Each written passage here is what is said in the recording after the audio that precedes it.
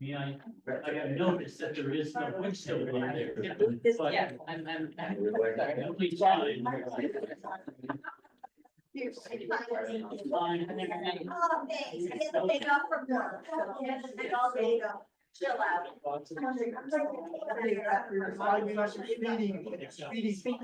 What's that? I'll try to make it fast. Okay, okay. Yeah, well,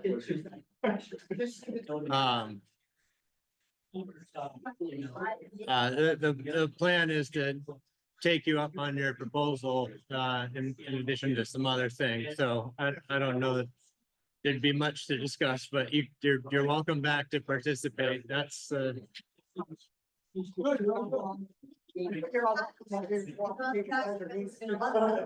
yeah, it's gonna be hard to kind of predict the timing, but if we're moving ahead or behind, we'll take that into consideration, like, just kind of move things around if we can to make sure that you're here for it. Yeah. It's just. So. I mean, Each year, we were. just. Yeah. That's what I. 3 months. So, you know. Yes. No,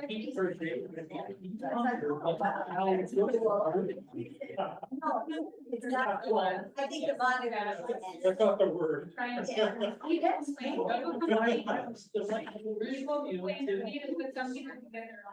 Some people have, but. A lot of people. Dollars. I, no,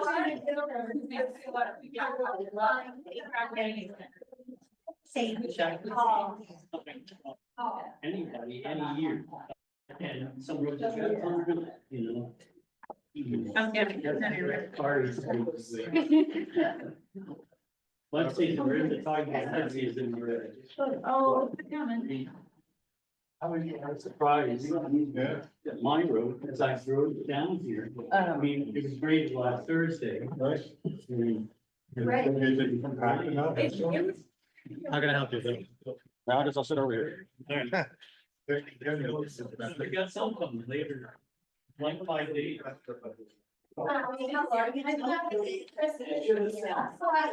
you doing? What do you think? Sunday, people are very perfect. Yeah.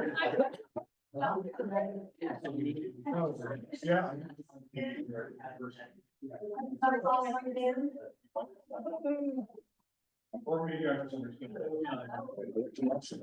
No. Listen.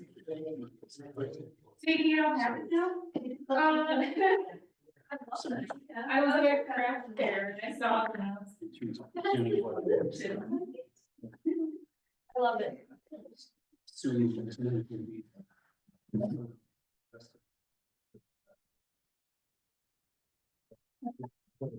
You're a chair, I guess. That should. No, that's the way it comes to. Go back to some- Thank you. Did you want? Yes. Sorry to make you move. It's all right. All right, it's just Jan for the. Will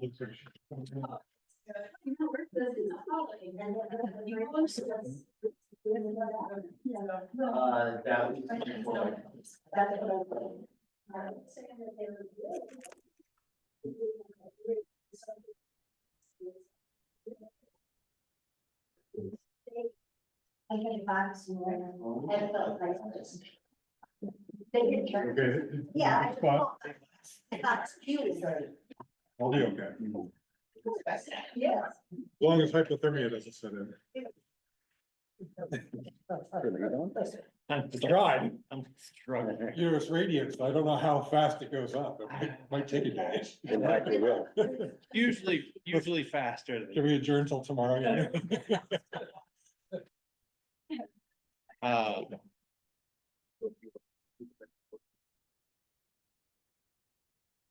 So, everybody take the opportunity to sign in, that's fine. Okay, great, thank you. So it's a little after 6:04. I'd like to call the meeting to order. And we have the first order of business on the agenda is to in a discussion to interview applicants for the Development Review Board and Ordinance Advisory Committee, which is a newly formed committee, or a committee that we're planning on forming this evening through the adoption of a resolution. And I believe the only application that we have at the moment that is for the Ordinance Advisory Committee. And that is Jan. So I was going to start with that conversation, and then we'll kind of work through a dialogue for the rest of it. Does that sound appropriate for everyone? Great. So for context, kind of more broadly, the plan and discussion that the select board has had around forming a special committee to help facilitate the review, the kind of systematic review of ordinances, and kind of taking a structured, comprehensive approach to how we consider making changes to those ordinances. Right now, the proposed structure for that would be a pair of standing members from the select board to cross-pollinate between the board, the select board and the ordinance advisory committee, as well as Tegan to bring some continuity between ordinances and record keeping in the town, and then also community members with kind of an aptitude and experience reviewing ordinances. And with that, Jan, you've raised your hand as a community member interested in participating in that conversation.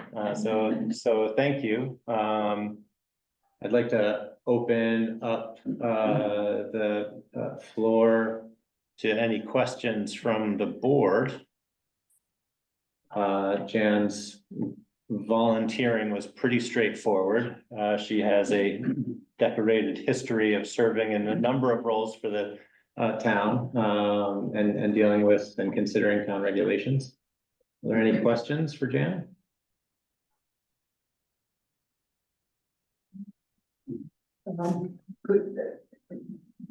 Jan, could you just say a few words about what skills you bring to the committee? I mean, most of us know you, so we already know, but why don't you just say something? So, did I hear the question right? You want me to know what skills do I bring to this? Yeah, because it requires somebody, you know, who thinks in a certain way, and I just wondered what you would have to say about that. Or just a little bit about your background. Historically background, I had to write specifications for coding for computer coders. And the deal was, if you could write the directions for tying your shoelaces on a shoe and a person could read it and tie their shoe successfully, you were a good specification writer. So my training early in my career was that. I guess, yeah, experience of writing bylaws, of ancient history of writing the old town plan. And I think probably the real reason that I put my hat in the ring was several years ago. I was working on a contract for the reappraisal with Nemrick, and I went out and I was looking at the financial ordinance or whatever we had, and it said that we still use QuickBooks. And I thought, really? So I just would like to get them corrected. Thank you. And thanks for volunteering.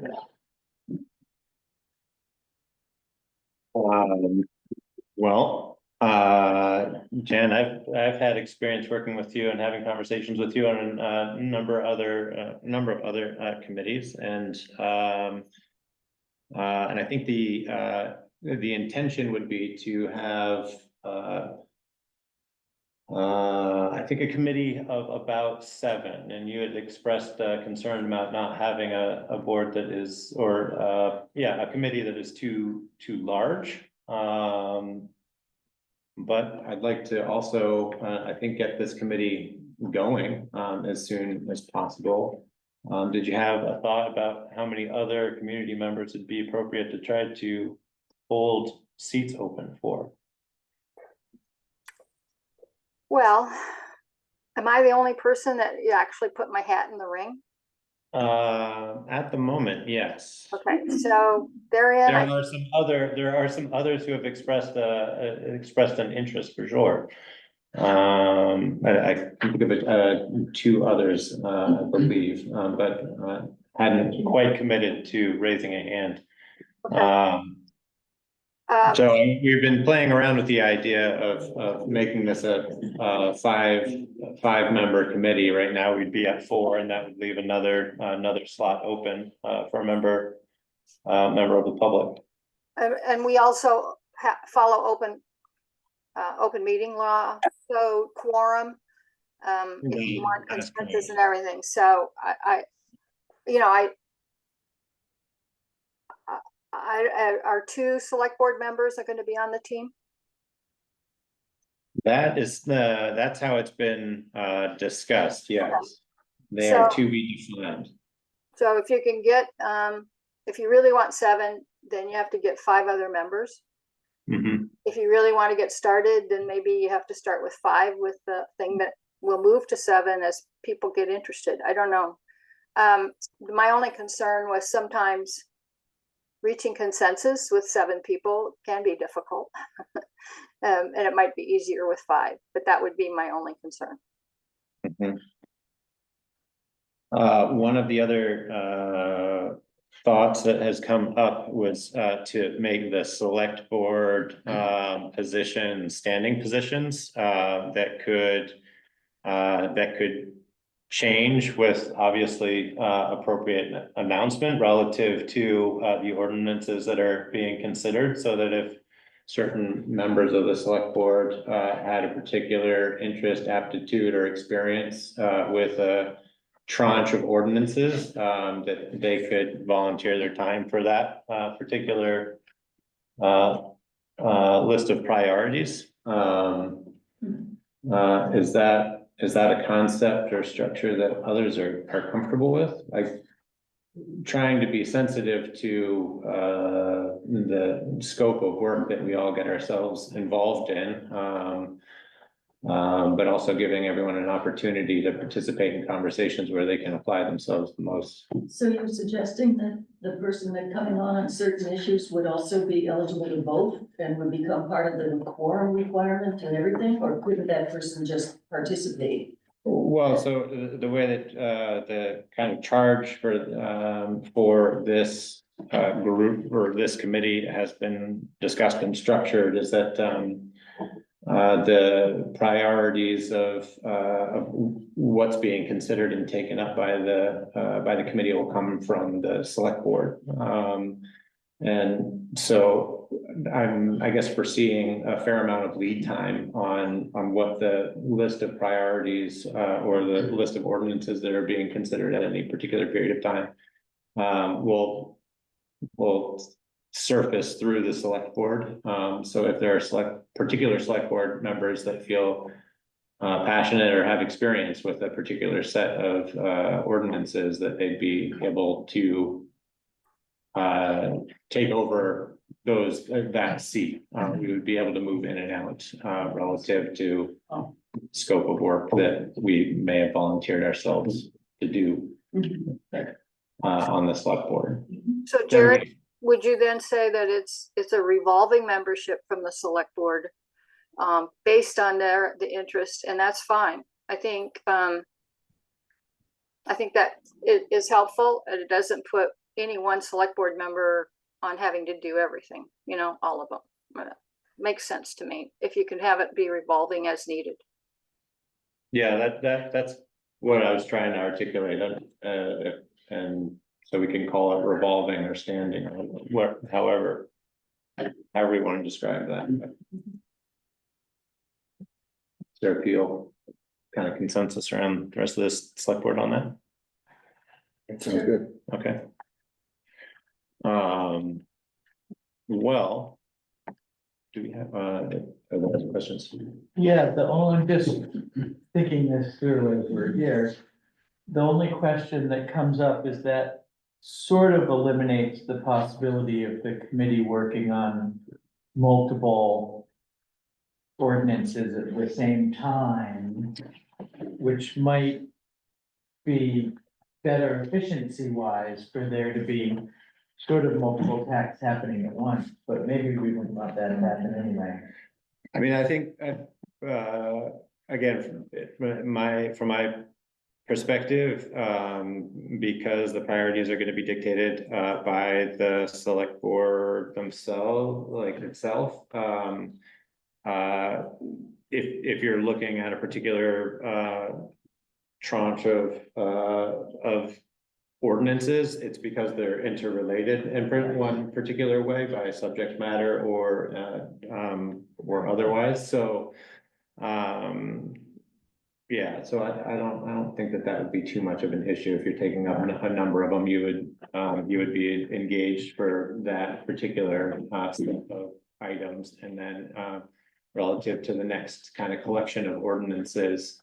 The ordinances are statutorily always going to have to go through the select board in a very definitive process, so this is really just a matter of creating a working group that can take a structured approach to making revisions or creating continuity between ordinances as they come up, but if there were relatively simple changes or adjustments to ordinances, it wouldn't necessarily have to come through the advisory committee. The select board would always have the ability to take up and edit like that. But if there are more substantive changes, or we want to try to afford the community opportunity to participate in a longer dialogue about a particular set of ordinances, that kind of give them a forum to do that before it goes up to the select board and get to the full select board agenda.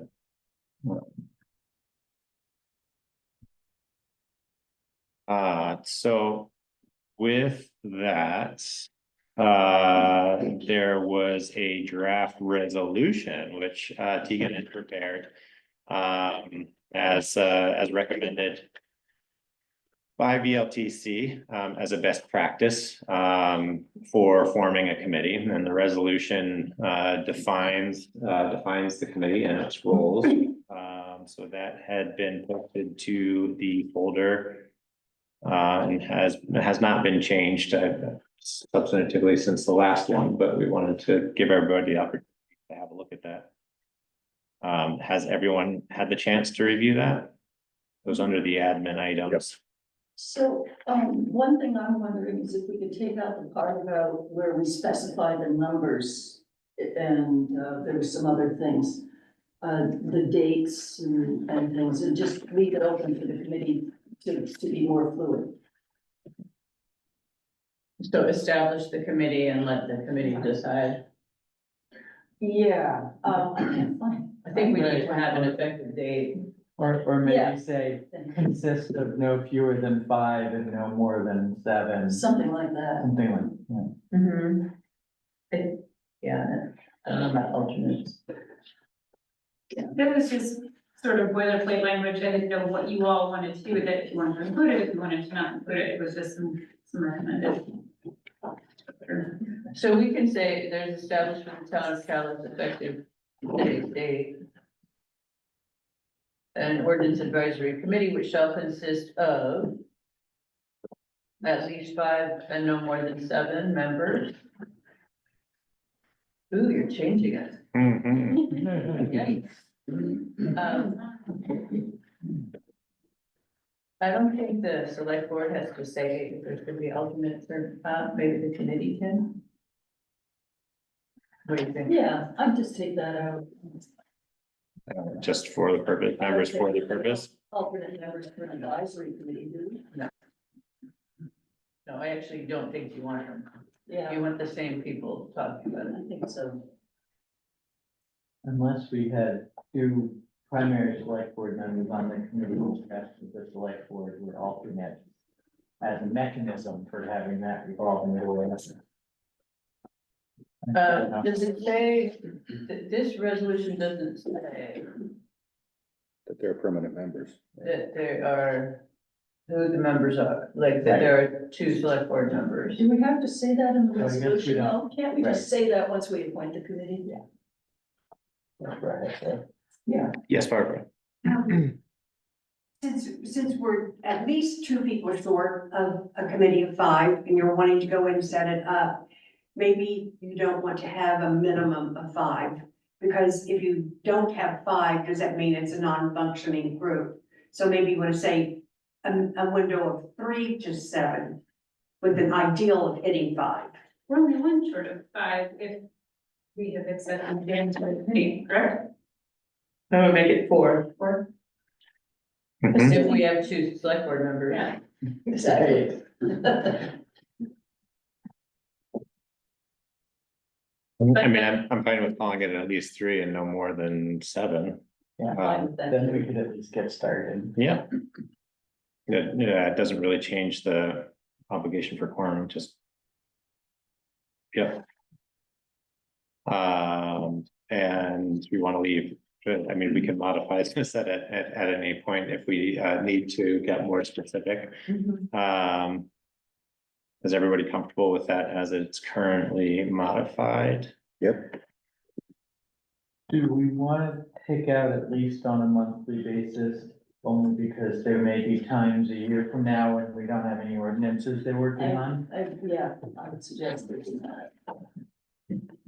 We'll hold its meetings publicly to conduct the business required. Yes, because the select board's gonna tell the committee when it needs to meet.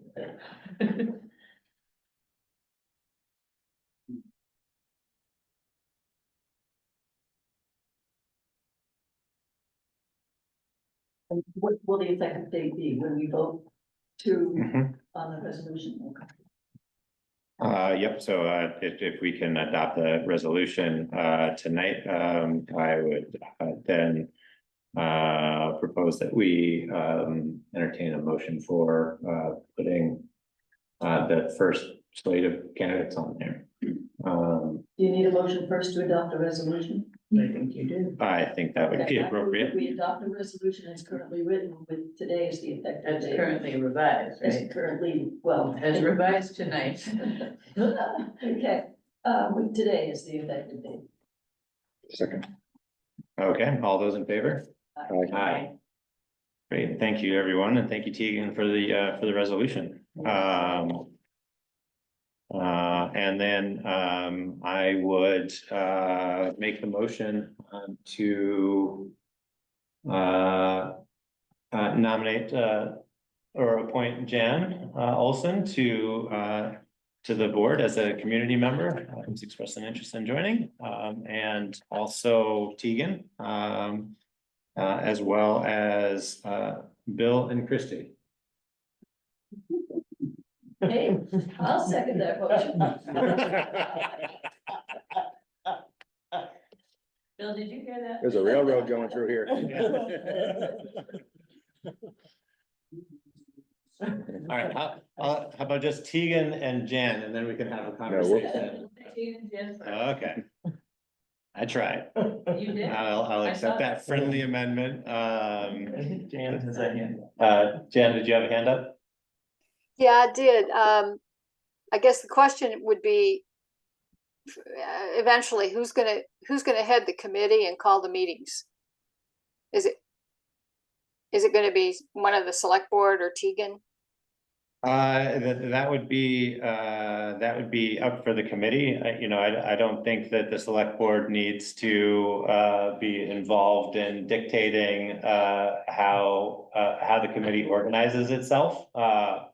So, there would be a charge from the select board to organize and, adopt some, rules and procedures, that are in line with the rules and procedures of other committees within the town. But yeah, the committee would self-organize. Okay, thanks. So is there a motion? So there's a motion to appoint Tegan and Jan for the initial slate. Second that motion. Okay, all in favor? Aye. Aye. Any opposed? Congratulations. Congratulations and thank you. And now for the meat of it, the select board members. I would volunteer to be on the committee. Okay, thank you, Bill.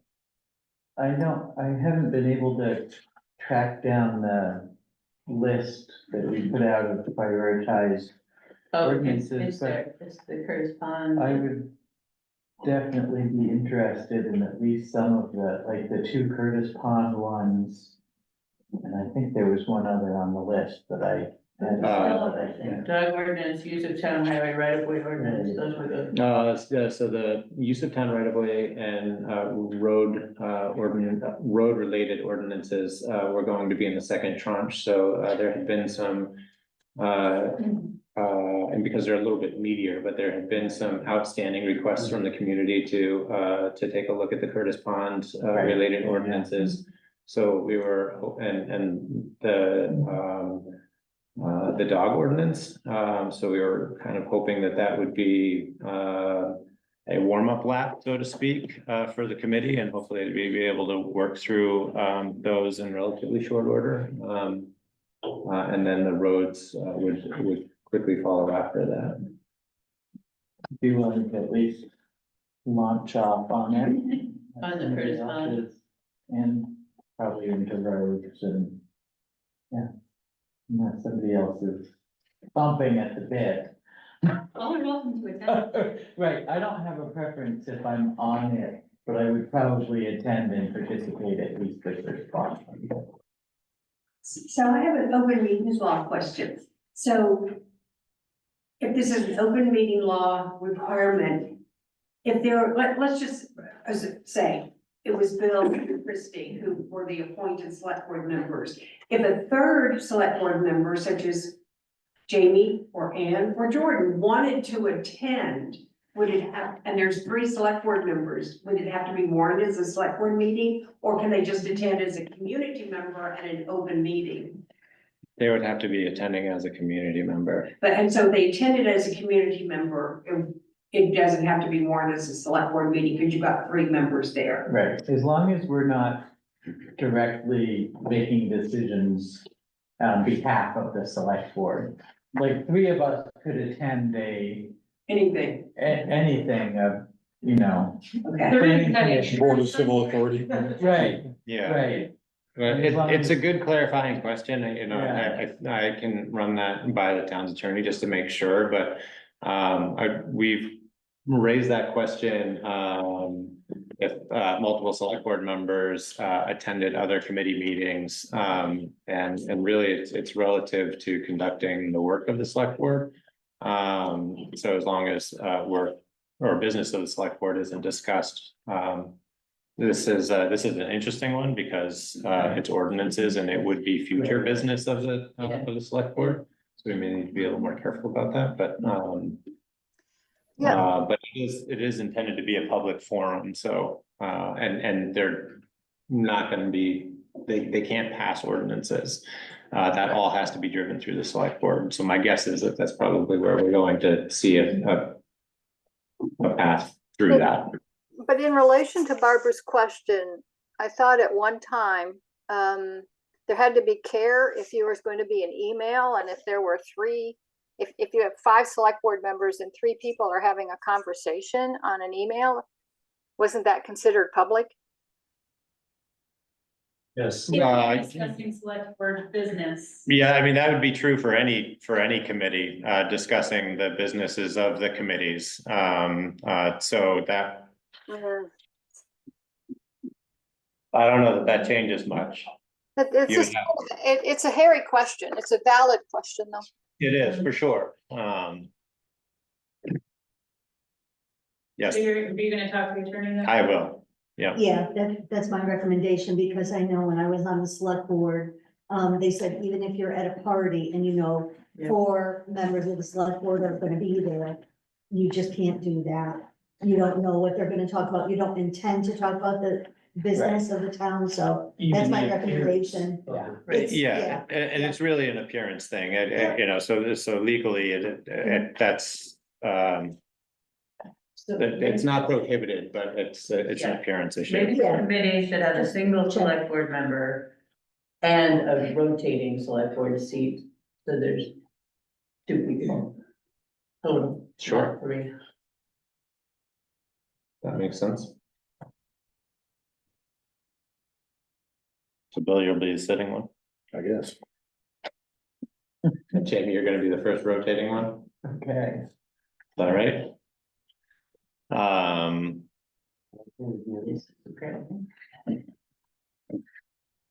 Okay, so I'd make the motion to appoint Bill as the initial standing member of the select board to the committee, with Jamie taking on the first rotating role for the first set of ordinance review.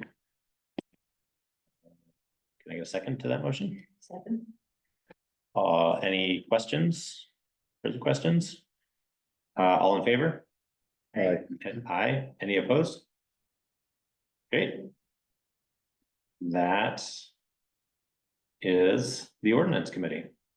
One Yes, last question, do you want any more publicity to try to recruit any additional members, or wait a month or so before we do that again? No, I think we should continue to solicit some input and try to get some other folks from the committee or from the public on it. And do you want the very same posting that's already been there, or do you want this committee to have a chance to rewrite it? That's a great question. Does anybody feel strongly about rewriting it? I mean, I think the scope of the work is about the same relative to what was written. Add a sentence that we need 1 more person for the committee. Yep. The committee is now formed. And we're looking for an additional member, okay, all right, thank you. But you would like us to get started. Yes, Yes. please. Who's gonna call that first meeting? I will make a whole thing to figure out when we can all. Thank you, Tegan. So the next agenda item, oh boy, this is not boding well for the agenda. Is considering applications for the DRB, which we had not received any. Is that correct, Kari? And That is okay. correct. And I see Willa, you're online. Oh, might be muted. It looks like the muting came off, but Is it a microphone issue? might be a microphone issue.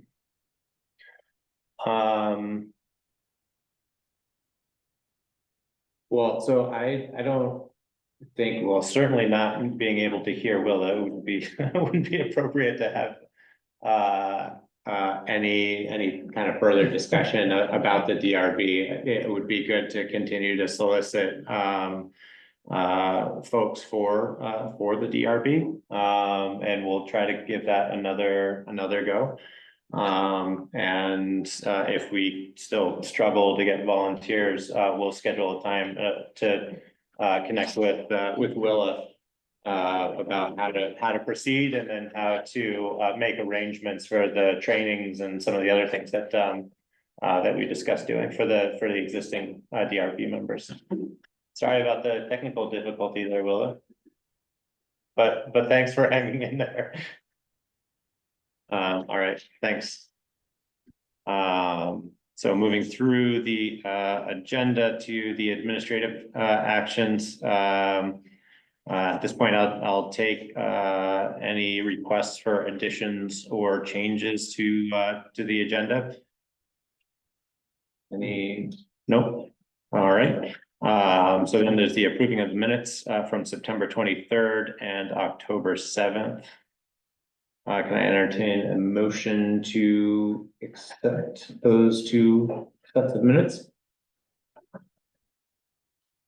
So moved. Is there a second? Together or separate? I've requested that it be together, but we can take them second. I was at, separately. I was at one and not the other, so I would abstain from it. Let's take them separately then. Bill, a little amendment there, to your motion, to accept, the September 23rd minutes. Second. All in favor? Aye. Aye, I abstain. thank you. And, motion to accept the October 7th minutes, which was last week's, special meeting. Can I get a motion to accept those? I'll move. Second. Any further questions or changes? No, Is that Anne? it was Anne. Thank you. All in favor? Aye. Aye. Any opposed? Thank you. Vote to approve the board orders, which were circulated by Kari with a couple of additions, right? There's 7 in total. Yeah. Were there any questions about the board orders? We'll have 1.3 million in the checking account after these clear. That's why. Oh, I actually had one question, the $1,000 to hire Weston, was she doing work for the town? It was a repair to a driveway on Singleton Road that was damaged by our FEMA contractors. You contracted with the Westons to do it. Well, we just, a year ago, right when I started, after consulting with Toby, because we'd already submitted the paperwork, we said, we'll take care of it. We've asked Hutchins, the contractor, to pay for it, or at least a portion of it. They haven't responded yet, but we have a longstanding promise to, yeah, go ahead, get this taken care of, and we'll figure it out. It's too late to have FEMA pay for it, because they've already completed that project. And they're still out of money, so, FEMA, yeah. the money is not flowing at this time. I don't know what I can say. Yes, it's gonna be even harder. Can I get a motion to accept the board orders as they've been presented? Second? Okay. All in favor? Aye. Aye. Any opposed? And the adoption of the social services appointment committee resolution. Yes, there it is. So this was prepared by Anne through the last round of kind of conversation about committee formation. This would be a committee that is formed to review the social services portion of the town plan, or not the town plan, the budget as it gets prepared for town meeting. Has everybody had a chance to review that? The only question is the number. There's just several. Residents, not a number. Yeah, I put a number in because I had no idea how I don't many would either, but- apply. Have you looked for anybody yet, Barbara? Have we, I can't remember whether you've advertised yet for anybody to do it. we don't advertise for it. It's been on the website since last town meeting, so we've gotten 6 applications so Oh, you far. have? Oh, we have. Oh, No, you're referring to the committee membership, not the actual request for. No, we haven't advertised for it at all. you have, okay. No, I'm sorry. Yeah, I just had no idea how many would apply, so I just thought I'd just say several. And then if nobody applies, I suppose we could decide to appoint Barbara and a select board member. Just leaving it as fluid as possible. Oh, yeah, Charlie. My understanding is that is an ad hoc committee and not a standing committee. So I think that that gives you a lot more flexibility. It will be annually an ad hoc committee. Yeah, So where does that leave us with appointments then? We're gonna have to appoint them. well, we still have to solicit volunteers, Mhm. find interested people. So should we modify the language to be similar to the 3 to 7? Several is okay. Okay. The select board will solicit volunteers and choose several residents to read the application for donation and make recommendations. Why don't you just drop the word several and just say Yeah. choose residents? Yeah. Good idea.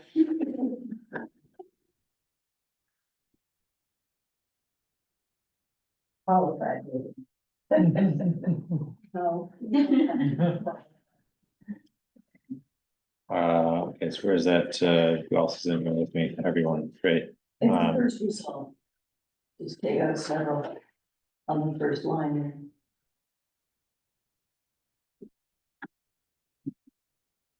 Gotcha. Yeah, Oh, there's, does Kari know that he, or his designee is doing all this stuff? Was it? The town administrator or designee shall collect all applications, Yeah. organize the meeting. Yeah, I thought there was, Kari would probably at this point delegate to Barbara, who's done this plenty of times, but it was leaving it, who knows, in the future, it might make It makes sense. sense for somebody else to do it. okay. So with that slight modification, can I entertain a motion to adopt this resolution for the social services advisory group? So moved. Second, All in favor? Aye. So with that, I guess Barbara, can you put out an advertisement for anybody who'd be interested in serving in that capacity? Thank you very much. And ordinance advisory committee resolution has been adopted. Appointing of Holly West to the Trails Committee. Yes, Yeah, I can speak to that. For those of you who don't know me, I'm Tom Latchley. I'm the chair of the Trails Committee.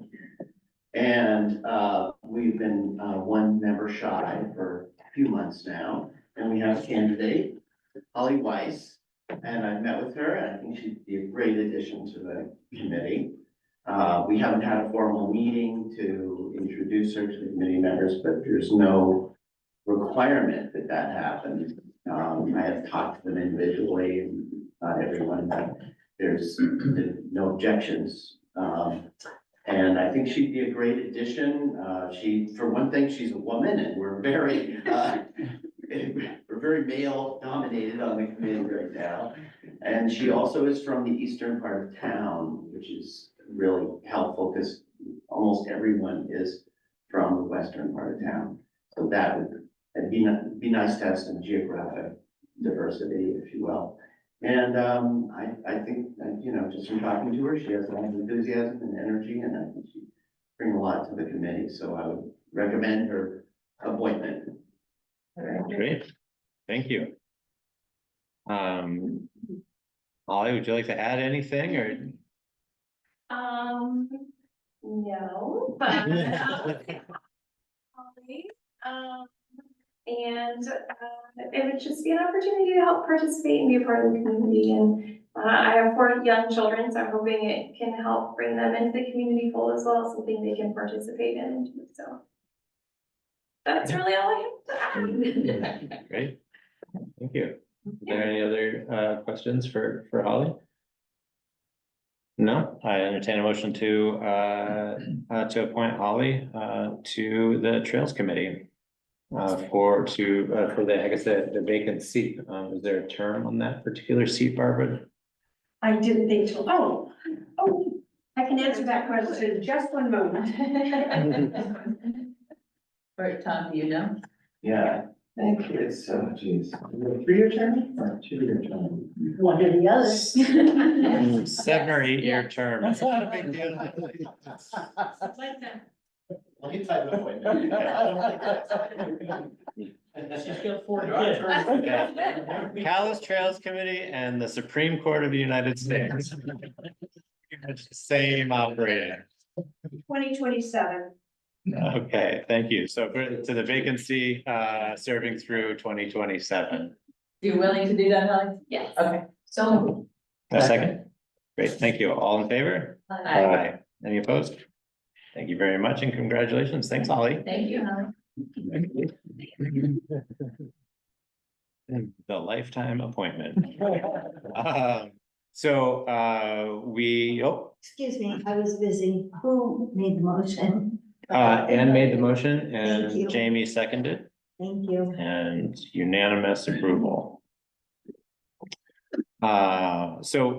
We, as usual, have a period of public comment for 15 minutes that gets divided equally by those who want to offer comment on items that aren't already on the agenda. So if you're gonna participate in something else that's on the agenda already, I'd ask that you hold off for that. But are there any other public comments to register?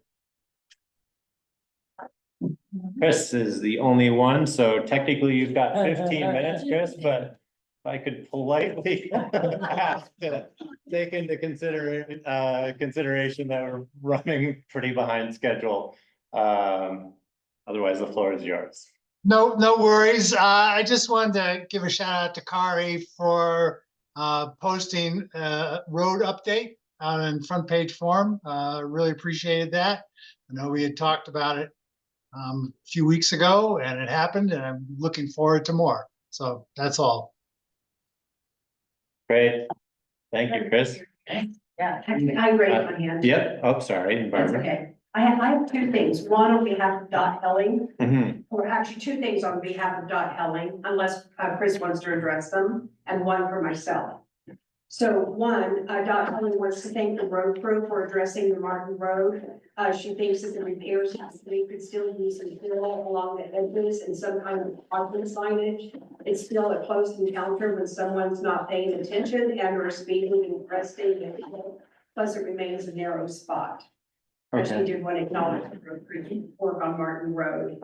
The second thing from Dot is that she is concerned that we have an issue in Adamant about speeding and parking. Oh, I'm sorry, that's gonna be addressed later. The second one from Dot is that she would like the select board to encourage folks to possibly do some fall cleanup. The trash is showing now, but won't be for long as it gets covered up by more leaves and snow. But picking it up now really helps minimize all the trash that will show up in the spring and get a head jump on May green up. So she'd like the select board to consider supporting a fall green up. And then I have one thing for myself, which is, those of you who are not aware, at last week's VLCT Town Fair, VLCT awarded the Vermont Municipal Service Award to all the municipal road crews in the state of Vermont for all the work they did in repairing flood damage this past year. So we have a little certificate for our road crew. And so I wanted to see if any select board members would like to get together to present this at the garage to the road crew, or just have Kari do it on your behalf, but I wanted to give you this opportunity. Well, that's a fair question. I mean, I feel like it could be good to entertain a group get together of some sort to present that. So however that works, you want We can coordinate to it. try to coordinate that? Yeah. Yeah. You're in. Okay. Thanks, Barbara. Thank you, Barbara. And with that, I think wrapping the public comment, we're almost back on schedule. So we have a issue to take up relative to the roadside mowing and concern about conflict of interest. And this was raised by Craig in relation to the roadside maintenance application. I'm assuming that that we approved earlier this year and then an incident. and then an incident that occurred, toward the end of this mowing season. I have spoken to Kari about this and Bill, so I'm apprised of it, but I'm not sure that others on the select board have been, so Kari, I think you had looked into this and spoke to both Bill and Craig. I did. Yeah, I put a little summary in my memo. Yeah. Just, from my perspective, I spoke to both of them immediately after it happened. And, there's a couple issues here at least. And, in terms of the initial encounter, when Craig expressed that he felt threatened, that was a flag for me to investigate. So I did go back to Bill. I'd already spoken with Bill, but I went back and got his account, the very different accounts of how that played out. And I guess I'll just say in summary, it's really unfortunate. I don't feel like the substance of the disagreement here, the underlying issue is all, we're not that far apart. And I think that, the thing I take from this is next year, let's be a lot more clear about the standard that we are intending for roadside mowing or private maintenance. And also when it comes to what is it gonna be, what is the town expecting in terms of roadside mowing?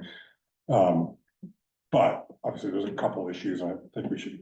Yes, absolutely. And so Craig, if you could, I'd ask that, I'd like to kind of consider this a two-part conversation. One addressing the conflict and your feeling of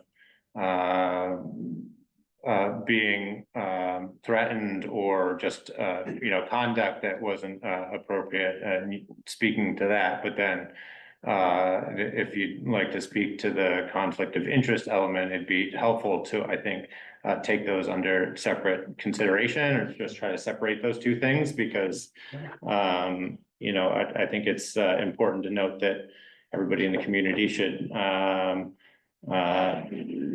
feel safe and feel like they could raise these issues in a kind of in a safe manner, but also in a tempered and respectful manner. So it'd be helpful to, I think, start there, and then talk about your concerns about conflict of interest and miscommunicate opportunities for miscommunication. Does that make sense? It does. I prepared it that way. Okay, thank you. I'm gonna sit up here. Sure.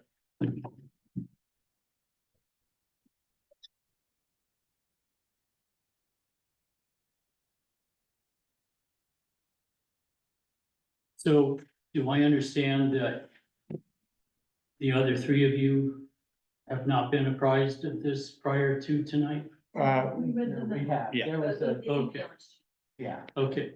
Yeah, I had emailed Kari a number of times.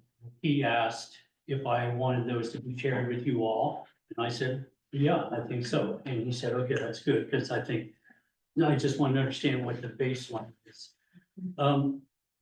I would appreciate it if I could get through this without questions or being interrupted. I'm happy to talk about any aspect of it. It's not my fault that you're 20 minutes behind schedule. As you glance at the clock, I'm joking. No, I got you. So, this is really difficult. And it was all really unnecessary. A simple phone call from Bill would have avoided all of it. Kari did that the week before. He called me and said, Bill has an issue with some of the trees on your road, on your property. And I said, show me the trees. And he came out the next day and we looked at things, we talked about it. And I said at that time, I'm happy to talk to Bill about this if he has issues. And Kari's response was, as I remember it, not sure if he'll want to do that or not. And so that was on the final Tuesday of September. So then on Monday, September 30th, I was out at my sugar house in the morning. And I heard what I was pretty sure was the tractor and the mower mowing limbs along my road. So I hustled out to the road and Bill was coming along on the tractor. And I walked directly toward him on my side of the road. He was going slowly. The mower was up and whirring, and I just let him drive toward me. I, at one point, put up my hand. I yelled, "Stop." I had done something similar in June when Steve was on the tractor, because I wanted to talk to him. He was not actually mowing at that time, but he just stopped. He turned it off. He opened the door. He said, "How can I help you?" And when I asked, and so Bill approached within 3 feet of me. And there was a moment, as I stated in these emails, where I really did not know if he was going to stop or not. And he did. He threw up his hands as if to say, "What the hell? What are you doing?" I walked around to the door of the tractor and he opened it and I said, "Could you turn that off, please?" He said, "Why?" I said, "I can't hear you." And he said, "I can hear you." I said, "I can't hear you. Please turn it off." He turned off the mower, but not the tractor. So this mower, as you probably know, it's vertical. It's got whirring blades, which are facing away from the road, but it's loud and it's a nasty thing when you think you're at risk.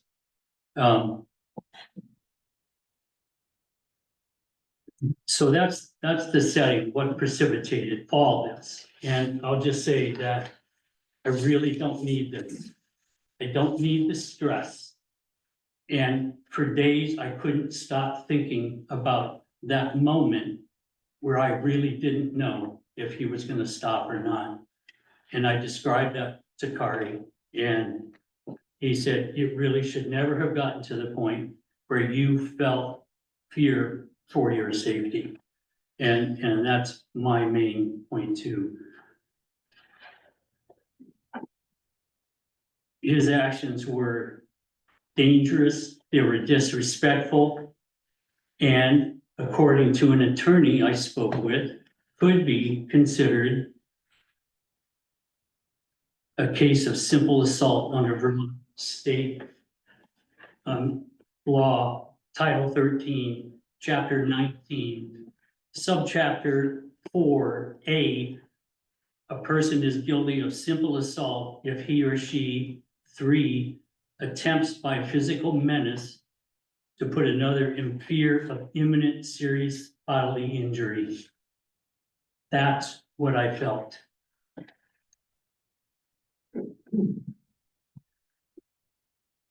I, as you know, have a roadside mowing agreement. I have maintained my roadside for 25 previous years. Every year by hand. I've never had an issue until this year, when Kari discovered that a previous select board had come up with this application, which I filled out, which I came and discussed, which was approved by 5-0. Bill also voted in favor of it. So he was aware that I had this agreement. I put up signs saying, "Do not mow," because I didn't trust him not to mow. Before the August 15th deadline I was given to do the maintenance myself, I did it with pruners. I called Kari and told him I had done it. He said, "Okay, great, thank you. I'm sure there won't be a problem." I left the signs up. So the day that Bill came and mowed, he ignored the sign and started mowing just past it, working his way north on my side of the road.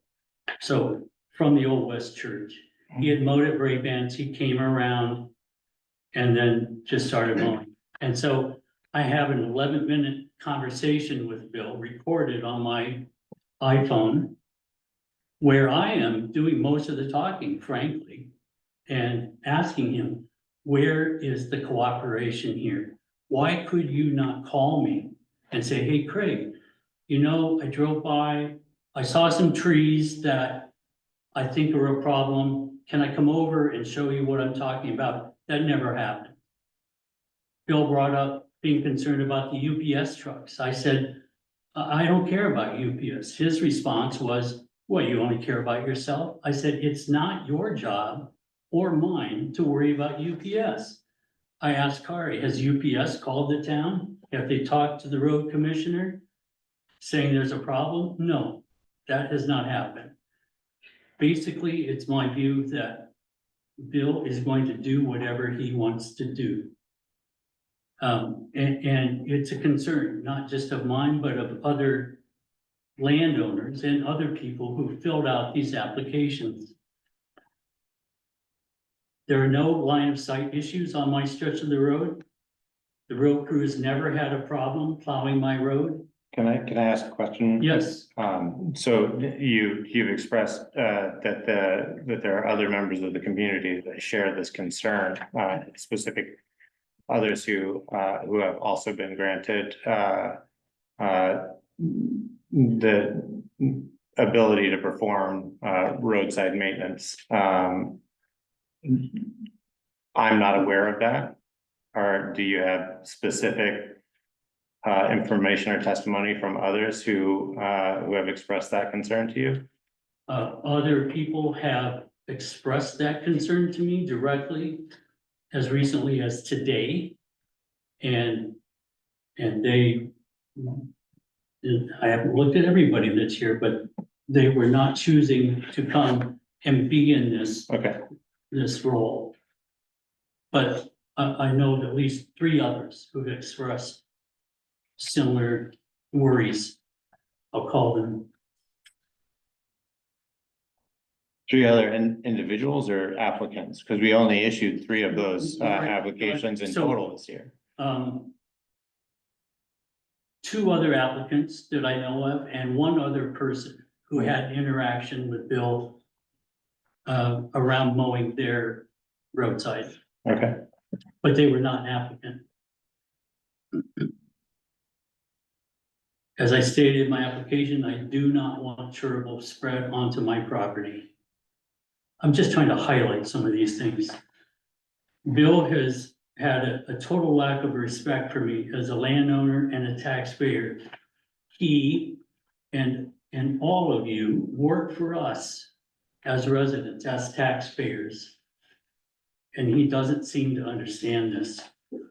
I think he's a bad representative of the town, and as a road crew member and a select board member. I've had plenty of other friendly, humorous, easy interactions with other road crew members. I stop by when I see them, if I'm driving by or squeezing by, several this year.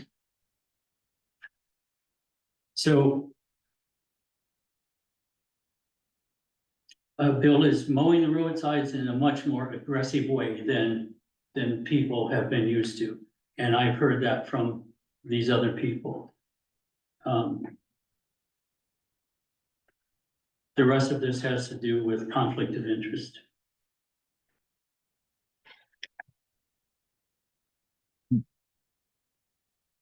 Does anybody have any particular comments or questions that they'd like to raise at this point? Bill, the instruction that you've received or any direction that you've received for mowing or expectations around mowing, has that come from anywhere in particular? Been communicated from the other road crew members who have performed mowing? You're now asking a road crew member the question. Yes, this is more of like a training. I'm trying to get, what's that? I'm not going to answer that here. Okay. I'd like to respond to that. Sure.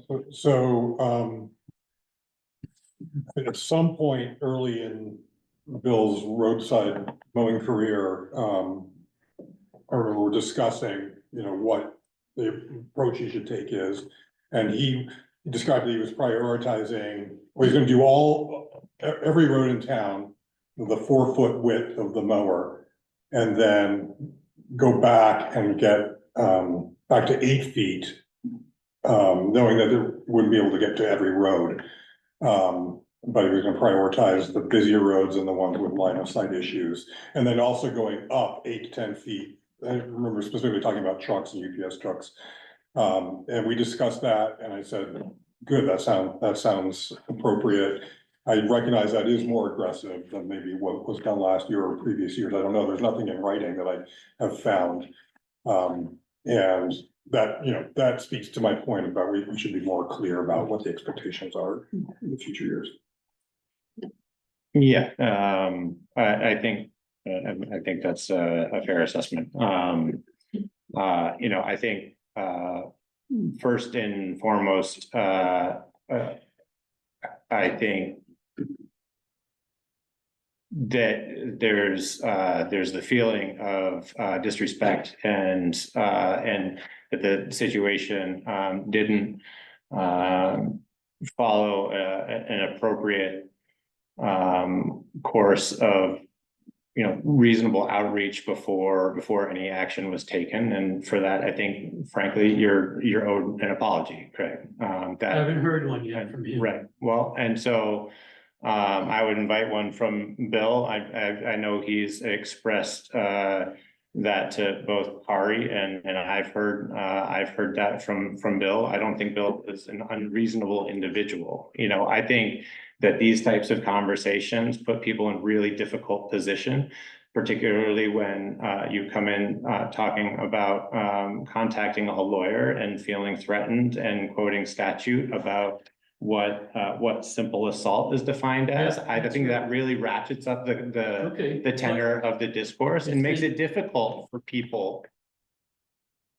to come back down to a normal tenor of discourse that is responsible and respectful. Do you think that's fair? Just respond to that for a moment. Kari has apologized several times. Okay. For the whole situation. It's been 2 weeks. I didn't say anything about legalities until this moment. And so I didn't ratchet anything up until I got no response and no apology. Yeah, I mean, I know you're taking this seriously and I appreciate that. I really do. But this is beyond the pale serious for me. I've never felt threatened like this in my life. And so I called a friend who is an attorney, described what happened, and he's the one that said, "Ow, this could constitute assault." And I hesitated whether or not to bring that into this conversation. But hearing nothing in the way of any kind of, you apologize on his behalf, yeah, Bill realizes he probably should have reached out or avoided mowing your stretch on that final day. Okay, but I hadn't heard it from Bill. And you say people are put in these positions. Bill initiated this position. He put me into the position. He was the aggressor. And so I'm not willing to accept what you said about, well, people get put in these situations. I think that's a You said that. No, mischaracterization. that's what you said. And so I noted it because I wanted to respond. I'm sorry, go ahead. As I said, this is really hard for all of you. It is hard, and can I suggest we table this till now, we're gonna have another meeting in 2 weeks. This will give Kari and Bill a chance to have a conversation, maybe somebody will reach out to you. They have had, I need to get this resolved. I don't wanna wait another 2 weeks to then say, okay, now we'll discuss it and we'll get back to you. I need that process to And be what would moving resolve forward. And I'm not clear on what specifically you're asking Well, as resolution. So this is one thing that I have written down here at the end of my notes, what happens next? You know, I said to Kari, and this now gets into the conflict of interest. I think it's very inappropriate that a select board member was hired as a member of the road crew, whether it's part-time or full-time, because who's the boss? Is it Kari telling the select board / road crew member what to do? Or is it the select board member telling the road commissioner what to do? It just, when this whole thing came about, it raised a lot of flags for me, and I did not say anything. I only said something when this happened and all this came up. But it's a valid point, and I know the conflict of interest law changed. I think it goes into effect January 1st, the revisions. I don't know what it means. I'm not a lawyer. I couldn't possibly read it all, but it's just not appropriate to have him be in those two roles. I'm sorry, I lost my train of thought for a moment. No, I'm following you, Greg, Okay. and so So I asked, you know, what happens next? And Kari told me in an email, well, we have not had a situation like this come up since I started, and we don't have a process in place for it. So I wasn't sure what that means exactly. Is there no town process, or? that's not true. And so I don't know what happened. This, I mean, I specifically remember a situation like this, not, you know, happening before my tenure, but within arm's reach of it. And it was around roadside mowing and threatening behavior. I mean, this is pretty clear to me, you know, Bill's role as an employee, part-time employee, hired to do roadside mowing specifically, would follow a path that goes through a situation being raised to Kari and his role as a road administrator, and then brought to the select board for review, because we are the employer of we are the employer that would review that situation. So, you know, I think in looking at this situation as it has arrived, and with reviewing the situation with Kari, it was important to have a timely forum for you to express your concerns to the select board publicly, and raise the issue. And then I think that was really the intent for tonight. And from there, it would be a personnel matter that we would have to take up as a separate order of business. And I would propose that that's what we continue to look at it as. Couple quick questions. Sure. Just about that. So you would be taking this on. Bill would, of course, recuse himself. Yeah. He was a part-time member of the road crew, no longer employed by the town, but that wouldn't seem to matter. Is that correct? Because it happened when he was employed. Yeah, that's correct. I mean, all of that would be taken. I mean, I think we have we have the end of a mowing season, and he was hired in a very specific role, and to do very specific scope of work. And I think there's a lot of room for dialogue around roadside mowing and all of the other things that need to be discussed. It'd be nice if we can try to separate some of those things, but they are certainly tangential to this issue, I think. And so my proposal is that we carve out some time in next agenda to take that particular personnel issue up as a personnel issue. Okay. And then bring into consideration how that impacts decisions about who's doing roadside mowing or any other role if they serve as an official for the town, and whether or not there is a conflict of interest issue to take up. I am following what you're saying regarding who's responsible to whom. And I think we can make that more clear. Yeah, for sure. and Curry responded well to me, I think, Yeah. and said, yeah, I mean, you got a point, maybe it's not totally clear, but, you know, Bill seems like he could be deferential to me and, you know. I think it might be helpful to peel away the conflict of interest, communication, because I think that particular phrase is relative to a very particular, scope of conflicts, and it may not be as relevant. This might be just a personnel policy change that we need to consider making as a town. Anyway, I just throw that out there. Yeah, no, I hear that. I only want to say one more thing, and that is, I brought up the simple assault term so that you really heard me and how serious this was. It wasn't just like, oh, you know, I was out there on the road and he didn't stop. It was way worse than that for me. And that's what I'm talking about. And Kari took me very seriously, which I appreciate. And he represented that concern Yeah. explicitly. Yeah, So I'm sure he did. was registered. Yeah. That's why I said what I said. Okay. Thank you. Thank you, Greg. You have any other questions? I don't at this time. We'll have, yeah, as we dig into like what next steps are, we'll reach out. Okay. Thank you. All right, thank you.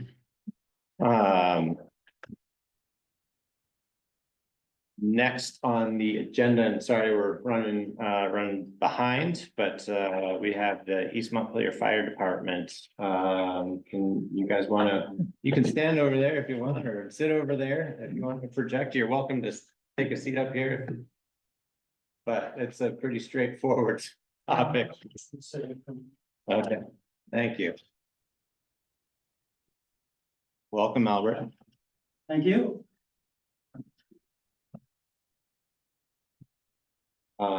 So. Oh. Let's see.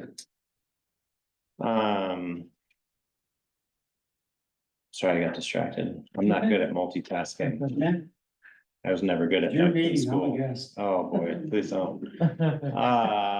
So we're here to hear a need, Albert, relative to a new ambulance purchase. That's correct. Do you want to add some context to that? I think everybody pretty well understands it, but. Yeah, well, basically, we have two ambulances. One's a 2010 and the other one's a 2016. Our goal is to try and keep the ambulances on like a 15-year rotation, give or take. And both ambulances happen to go down for a 3-day period roughly, 2.5 days. So that was a little stressful for us. But the one ambulance has been was down for close to a month. We get it back for a day, take it on its first call, and we can't even make it to the call. We had to call for another ambulance, send it back, have them look at it. We finally were able to figure out what was wrong and get that ambulance, and that's the newer ambulance fixed. But anyway, our goal is to purchase a new ambulance. This would be brand new. I think in the article they put in the paper, they said it was a demo. The old one was a demo. But this one would be brand new to us. It's $280,000 and change for the total cost of the ambulance. And we would be putting down $100,000 out of our capital reserve fund. And then the remainder of that would be on a loan, 5 to 7 years. Okay. Then our plan is to keep the old ambulance to replace our utility vehicle. Oh, okay. And our utility vehicle right now, the back bed is falling apart. Right. And it won't support the tray in the back. And truthfully, the tray is convenient as a pickup truck, but as a utility vehicle, you know, it sort of becomes a jack of all and master of none kind of pickup truck. Mm-hmm. And the body, the slide out is very heavy. So when it's pointing downhill, you struggle to pull it out to get the stuff in the front. And if the truck's pointing uphill and you release the lock, it wants to run yellow. And so with the ambulance and the compartmentation, we feel that that'll help us access stuff more easily and more safely. And the other thing is a realistic possibility, if we have a problem with our other ambulance, the backup ambulance, and it's down for a while, we might be able to press this one back into action as an ambulance if we have to. And so that's kind of where we're at. And then just, the question was asked in East Montpelier, and I didn't have the numbers in front of me. But right now I can let you know roughly what we're looking at. Presently, we've only got 5,000, we made a payment, so it's less, of a payment for our newest ambulance. And that newest ambulance will be paid off, and we will drop that loan from our books. Our present fire truck, our newest one, we've got 142,000 on that, which is gonna go out another 6 years, roughly 6.5. And then our striker loan, which was the loan we took out, started many years ago with the defibrillators, and then we added the power lift cots, and then we added the auto loaders for the power lift cots. And that keeps rolling over. And right now we presently owe 18,000 on that, but that is a no interest loan. So we have not pushed ourselves to pay it down, or we just figured we can leave it there because they're not charging us interest.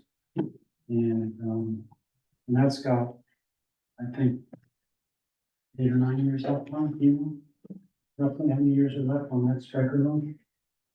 It's paid off in February. Was that February? Sorry. So that one will come off the books too. Well, so does anybody have any questions or? I'd just like to understand this, so we would pay 60,000, that's what you're asking for? No, no money, What are you asking from us exactly? permission, we can't spend Permission over. to take your 100,000? Yeah. Out of your existing capital reserve fund? Correct. If it goes over 20,000. We'll have to ask, Okay. and so we're asking for permission to spend our money Yeah, that we have set aside. but to how purchase. does the rest get paid? What's that? It's a loan. That'd be a loan. It's a loan, and so the interest would just be part of your budget. Presently, we have over 200,000 in our capital reserve. Mhm. So 100 would disappear. Yeah. That gives us about 112. And that allows us to do our normal business of any capital surprises come up. Whether it's a piece of equipment, major vehicle repair, we can go ahead and proceed with that. And the funds to pay for the ambulance, or the loans comes out of your ambulance fees? Yeah, revenue, yes, Okay, every year, okay. And East Montpelier has approved it already. yes, I have. Wait for us. Yes, we. I mean, you've convinced me of the need. Any Yeah. other big capital expenses on the other vehicles or building things in the Well, next couple of our- years? Other than the utility vehicle, which had, I like the idea of Right, rotating yeah. I like ambulance that. down to utility Yeah, well, vehicle. but Seth from East Montpelier did say though, that ambulance holds up well because it's parked indoors. But the minute you move it outdoors, you'll see the age show up quick. But yeah, but still, it's something we presently own, it's paid off. Yeah. And if it works for us, and even if it buys us 2-3 years, then we can look at saying, all right, well, how do we want to go from here? Right now, that pickup truck it's kind of not working anymore, because that bed is so rotten. It's not, to me, it's not safe to try and use that slide out with a rotten bed.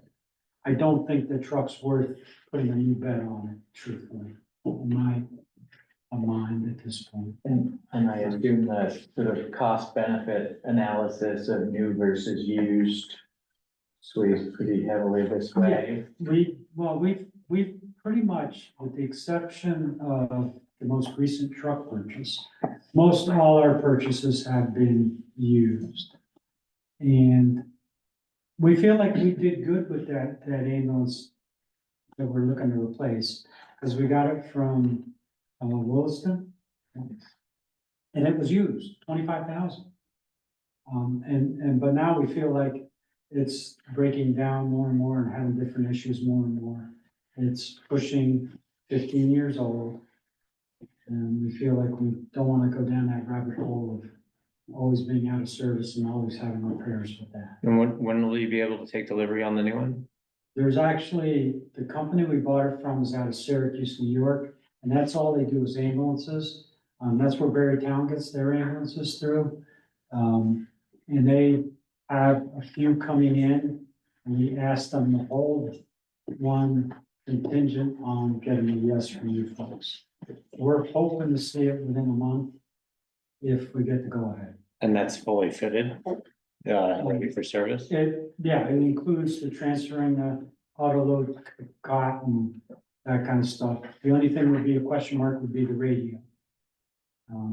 Whether it makes sense to pull the radio out of the old ambulance, move it to the new ambulance, take the radio out of the utility, move it to the ambulance. When you start throwing labor in, sometimes you find it's cheaper to just start fresh.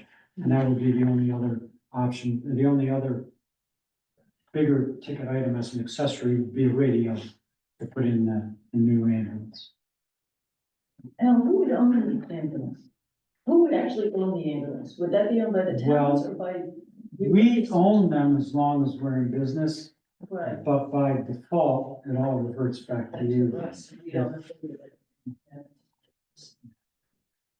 I appreciate the description of your capital plan, but I think it's important to get it in writing so we can see, what's on the books now, what's coming for the full context of this. And I know we've been talking about that for a while. It's something that's called for in the interlocal agreement. But we did share the capital plan with you at the November meeting. I'm pretty sure. Last November? Yeah, every year in November, we usually present the capital with our budget.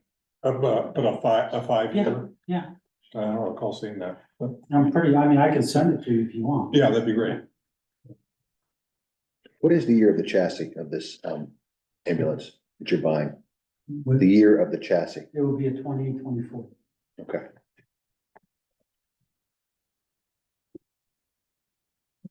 How old is the second one? I'm just curious. 2016. And the oldest one was like 2010. So, yeah, something like that.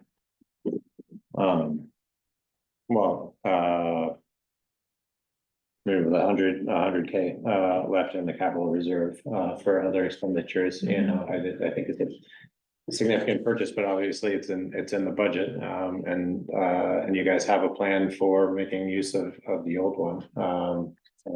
I don't have any further questions. It seems like a pretty obvious need, so I entertain a motion to approve the purchase of the 2024 new ambulance as Albert's presented it, to be partially funded.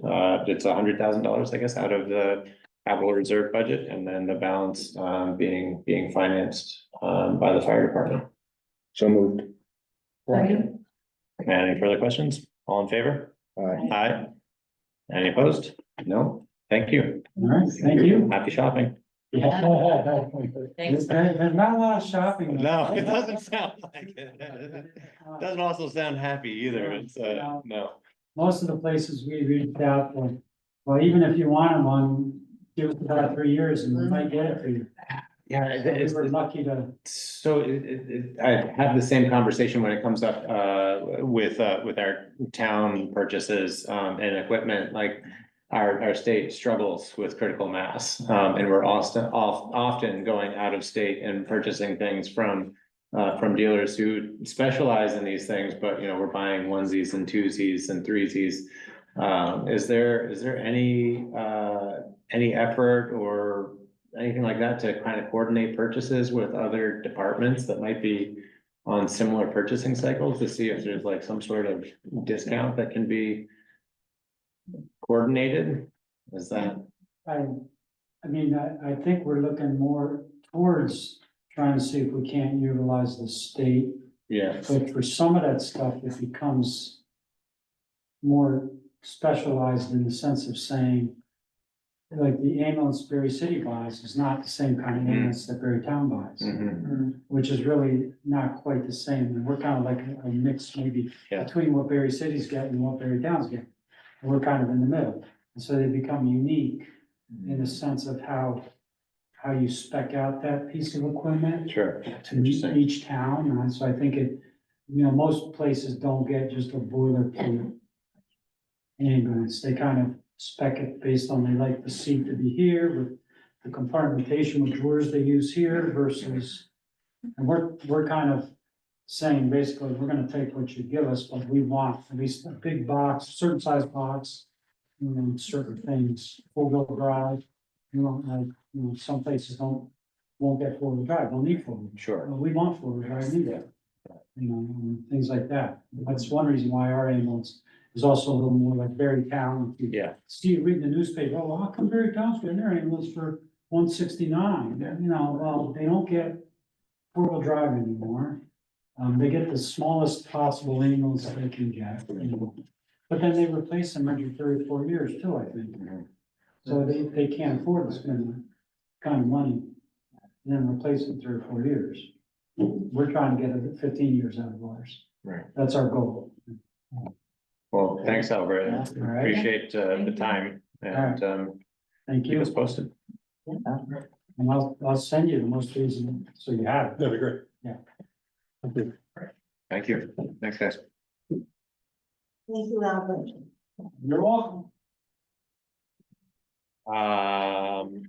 So now we have conservation easement request and approval. Larry? Right, this is a happy town. Happy request. Strictly speaking, all that we were required to do was send you this written memo, which I hope you all have. But, of course, you're free to call us here. I kind of jumped the gun in the sense that I asked to be on the agenda. But I don't propose to go through this whole thing. I do want to introduce Mead Benhammer, who is the Vermont Land Trust representative who's put together, along with Charlotte and Scott, this proposed easement, as you would have seen in the materials that I wrote. And so Mead may have some things he would like to go over, but if it's appropriate, I would just ask that whatever questions you have about this, please ask us. In our view, this is an exciting prospect.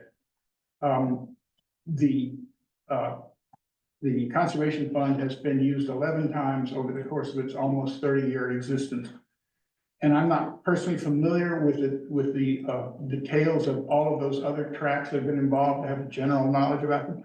I think this is probably the purest, most appropriate use of the Conservation Fund that I've seen, certainly since I've been here.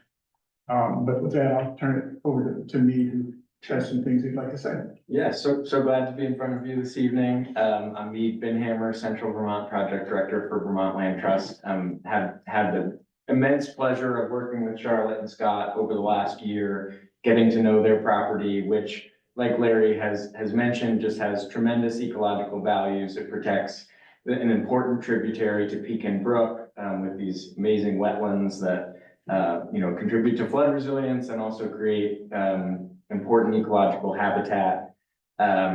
Charlotte and Scott have been tremendous stewards of the land for many years and want to continue their legacy through this conservation easement that would see the land permanently protected.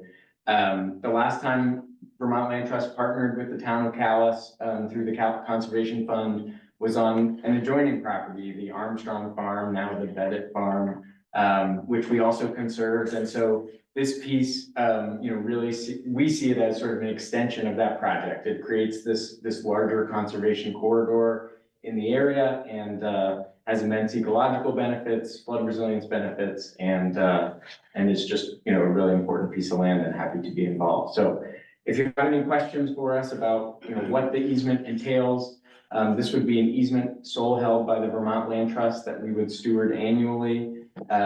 We, have a conservation staff, including myself, but approximately 40 of us at Vermont Land Trust who monitor these conservation easements annually. We have a legal defense team in case there were ever to be an issue with the conservation easement. All documents and reporting would be provided to the Conservation Commission at the time of closing for the town's records as well. You notice the word endowment, the portion of the town's contribution is gonna be used as endowment, and that is in perpetuity? Exactly, that is, yes, all of our conservation easements must have an endowment that ensures that we have staffing and the capacity to monitor them in perpetuity. It also helps to fund our legal defense fund, which is specific to any, unforeseeable issues with a conservation easement. So those funds will be invested and they'll generate. Generate revenue that we use for our stewardship fund, yes. Yep. Are there questions?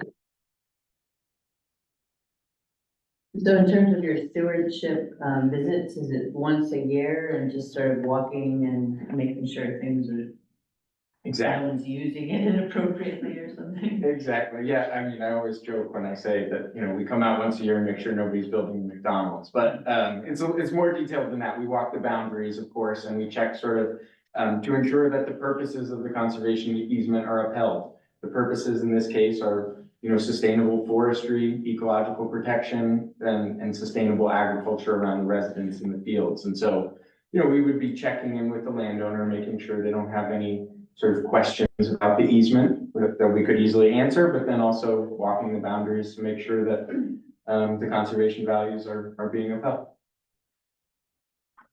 For my very lay understanding and clarification, so the property remains under the ownership of an individual who then I guess still manages the development of the forestry plan, and that modifies on the normal cycles that those generally modify on in partnership with a forester or whoever other, entity that they invite into that particular conversation. And then the land trust holds, I guess, just the development rights, right? So Exactly. I see. Yes, so we have the grant of development rights and conservation restrictions, which is just tracks with the deed of the property and ensures that, it couldn't be subdivided and developed into house lots. But whoever owns the property has the ultimate management rights. They create a forest management plan. They can create, grazing plan, or those sorts of other property uses are all allowed under the terms of the conservation easement. We just make sure that it doesn't basically get developed or built or those sorts of things. Does the easement put restrictions on the amount of timber that can be taken off? It's not the amount of timber. We do have some ecological protection zones, which is one of the sort of highlights here. There's 3 vernal pools on the property, so we want to see that any forest management plan is crafted in a way that's, respectful and responsible to those important ecological areas. But that said, Neil Maker, the current forester, and future foresters of the property, are able to sort of create a whole forest management plan. The board feed is not something we're analyzing, just the locations of where harvest might take place. Yeah. And just to clarify what I read in the memos, I think, that public access or lack of public access would be up to the landowner. Correct, at the discretion of the landowner. Yep, just as current, yes. This is, in our experience, I think with the conservation fund here, a number of the tracts that we've contributed to the conservation easements don't have provisions for recreational asset. They could, but that's just one kind of easement, and this is not that kind. And the Conservation Commission is fine with that? Yes, absolutely. Because of the ecological benefits and other things? Yes, yeah. Is that something that could be changed at some point if through a dialogue with the property owner and I guess the conservation commission or other interested parties, like right now that's not part of the easement, but is that something that can be modified in the future? It's a little unique in that it's not. I'm now thinking about a different track, you know, if there were another track where that wasn't necessarily baked into the initial easement, but you know, through the development or trails or other kind of adjoining parcels that would make it more appealing to maybe try to lump in that kind of access, is that something that could then be modified or added to the easement? Yes, the short answer is yes. The longer answer is there's like three different avenues that you could pursue there. One would be sort of a landowner permission agreement, which would have an expiration date. The second would be an access easement, which would be allowed under the conservation easement. It would be a separate document from it. But, you know, our typical conservation easement doesn't include a public access clause unless the landowner, say, explicitly desires that, in which case we do an access easement separate from the conservation easement that grants public access. I see. And that's like, people call them trail easements, you know, where East Montpelier, of course, has great examples of trail easements for their EMTI network. So they don't necessarily have to happen at the beginning. Those No, types those of can be easements can be. added on. Yes, I see. The, the Calais approach to trails has been different and more flexible than East Montpelier. There's only one Calais trail that is on an actual easement, and that ironically or appropriately is Darby Bradley, the founder of the Vermont Land Trust property, who created an easement, but the rest of them are strictly at the sufferance of the landowner and can be changed or ended at any time. That's why they have to work so hard on the Trails Committee to make sure that the landowners are not unhappy with what's happening on their property. And I imagine something like that, like this could possibly be worked out. You may have caught just a little resistance from me. I've talked to some scientists, especially one here in town who's well known but doesn't need to be named, who are a little concerned that there's maybe a little too much excitement about putting in recreational trails just anywhere and everywhere. Absolutely.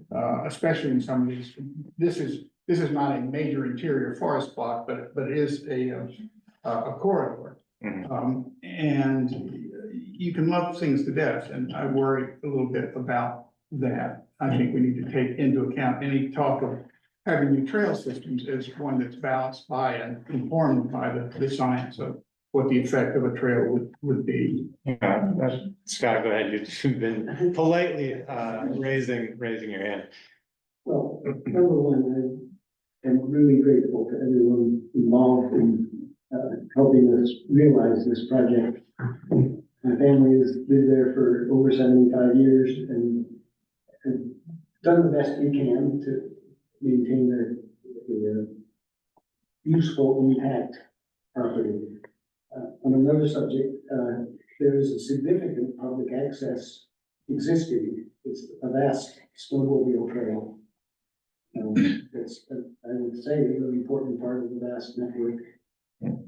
On this land? Yes, it's specifically provided for, and recognized in the easement. Thank you. You've been very generous in the past. We appreciate that. Could I, also say something? Well, I just want to show people, on these maps that I always look at when I'm here. This one, is interior forest blocks, and all you have to know, you'll see this green stuff, and we're right in here. Right in the middle of. Right in the middle. So, you've got Pekin going east-west, and now us with the Armstrongs going north-south. And the wetland actually goes all the way up to Moscow Mill Road. And then there's Carr Brook on the other side, which gives access to animals going to Woodbury, to the Kingsbury branch up and down. So, in that sense, when you're looking at it as a town resource, it's right where we want it to be, or not where we want to protect. Well, and thank you, Charlotte. I think that's a really important part and point to bring up. You know, I'm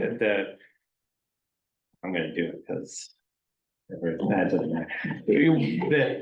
Yeah, I've sat in meetings where folks have expressed the concerns about, you know, trail access in particular areas and the need to preserve these interior blocks, and it's all very warranted. And I think what is helpful as a community as we identify these resources and look for our opportunities, like, let's be deliberate about where we're choosing to realize our conservation efforts, where we have like high value assets that we want to protect either ecologically or because they have connectivity, whether it's connectivity for habitat or connectivity for trails. Like, try to develop a trail network that is prioritized and deliberate in a way that, you know, by being deliberate about it, it eases the pressure of just trying to, you know, grab little chunks of conservation where you can get them. And I think it's just something as a community,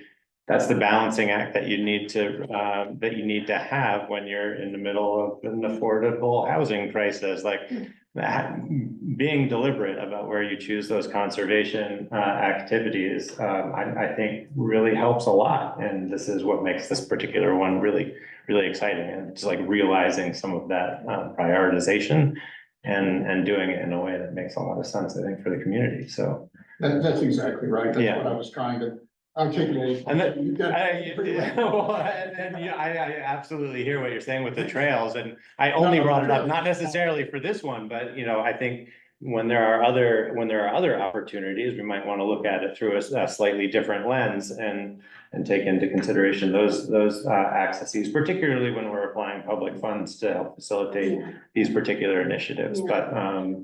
But you know, certainly as proposed, it seems warranted to me. So with that, I guess the action would be to approve the Conservation Commission's proposed use of reserve funds as proposed by the Conservation Committee. Second. All in favor? Vote. Who's left in the conservation fund right now? There's about 47,900, but that's not taking into account the $5,000 for the survey of the town forest. That still has. She's delaying, I think, until stick season, so she's got some surveying to do. And obviously this 8,500 would come with that as well. Thank you. Thanks, Eric. Okay, I'm ready now. Okay, all those in favor? Aye. Aye. Any opposed? No, thank you. Thanks, Larry. Thank you. Thanks. Nice to meet you all. Thank you, Scott and Charlie. Larry, which town board? Which town? Okay, all right. Yep, thanks. It's got, the mapping is atrocious. I understand. Especially what shows up on the town's map, Well, online map. Another time. I would just like to say one thing as I go, and that is the person. Yeah, that's fair. What they've done with that land, and what they're doing there.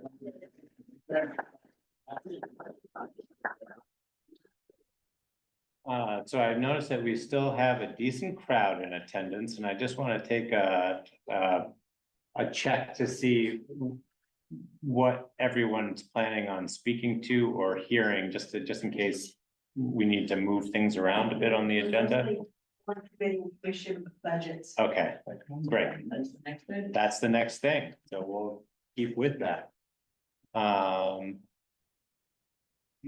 So, the next block of considerations is the fiscal year 2026 budget, and discussing some of the budgetary considerations with the lister, zoning administrator, delinquent tax collector, development review board, and the cemetery commission, trails committee, and town clerk.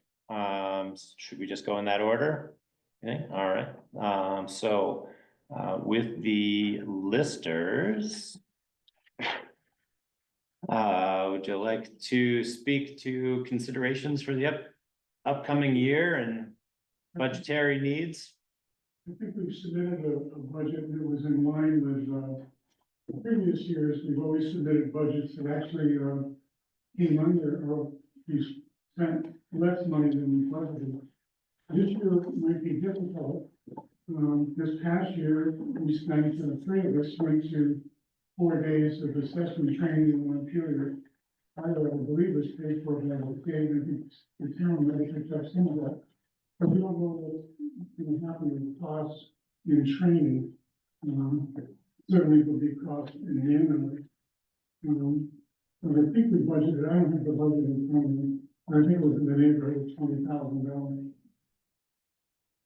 Yeah, that 26, 840. Yeah. So, a couple points I'd like to make about this proposal is that, the current budget includes $6,000 for a professional assessor. So that's a pretty significant strategic decision that needs to be made.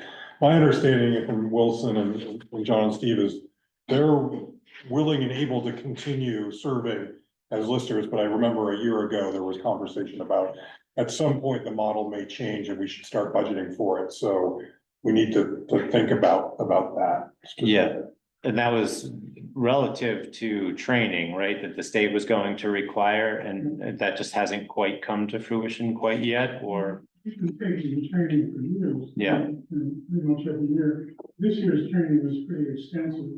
And it looks like it's going to become more expensive as time goes on, so. Okay. The other thing within that 26,840 is an allocation for the new mapping software. And that currently lives in the planning commission, budget. So we'll just be sure not to duplicate that in our budget. So the extra time that is, I see, the listers ed and training, so that 1,500, does that now kind of reflect the time commitment of participating in those trainings, or is it just the cost of paying for registration fees? You know, some of the fees were picked up by the state. Okay. And the state owns the trainings, and we're going to continue to do. We've been doing, I've been doing it, for 6 years. John's done it for longer. And Steve's new at it, but, we'll continue to train until we're replaced by professional assessors. Yeah. Which is the move the state wants to make. They don't want volunteer listers.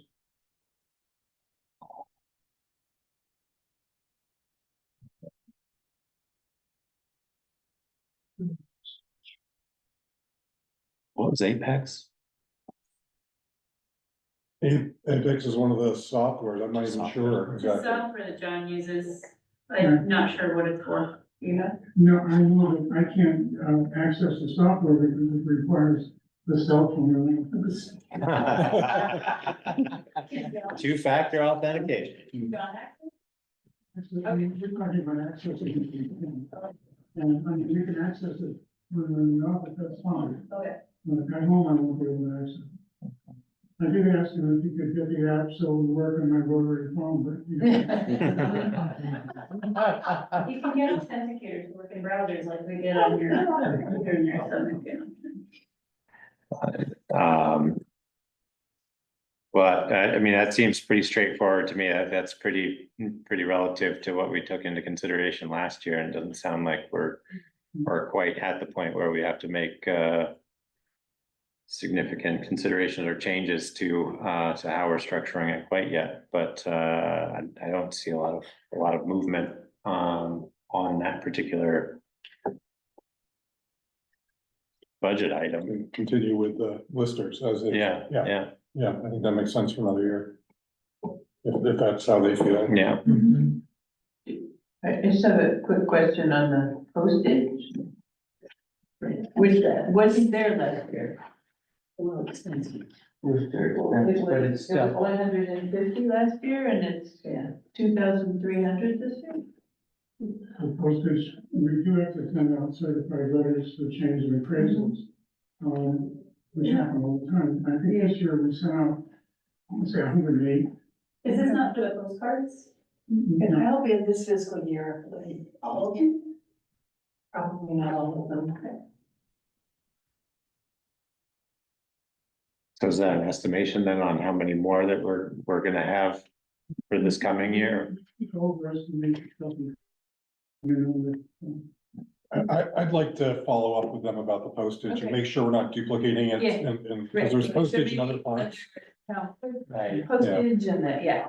I thought that would have to do something with the appraisal, but That's what, because they do have to send out postcards to every landowner before the reappraisals come to their properties, but Mm. that should be starting this year, so it should not be all good. So we just want it in the right department. And postage is a tricky thing to put in the right place. Mhm. All right, thank you. Thank you, misters. Moving on to zoning administrators, John. He'd probably just say, look at the budget, that's what it is. Yes. Same as last year. Last year, I think he proposed a rate reduction, so right, didn't they eliminate the assistant last year? yeah. We just reduced the hours. That was Jan's proposal. Still doesn't accept anything. She proposed an increase to John's stipend. But he didn't incorporate that in his. Goodness. Personally, I'm inclined to go with Jan's recommendation. I mean, that's, Did you propose it again this year? She- Last year she proposed it. she proposed taking it to 6,000, which is, 500 a month, And he left it at 5. and he left it at 5. He certainly does more than 500.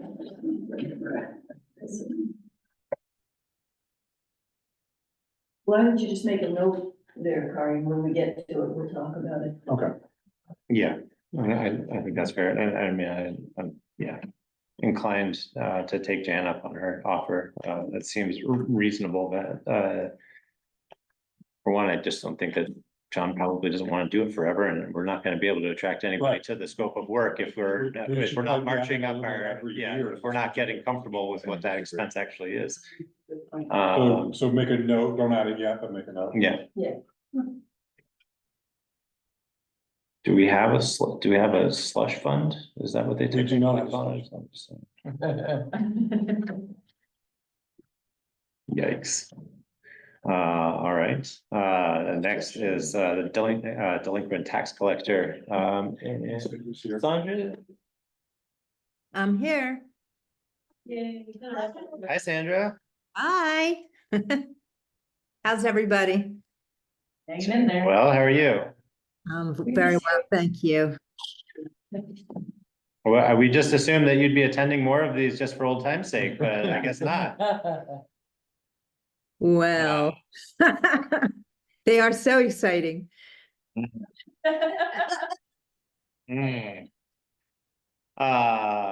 So what do we have this year for 2026? Any significant changes or concerns on the horizon?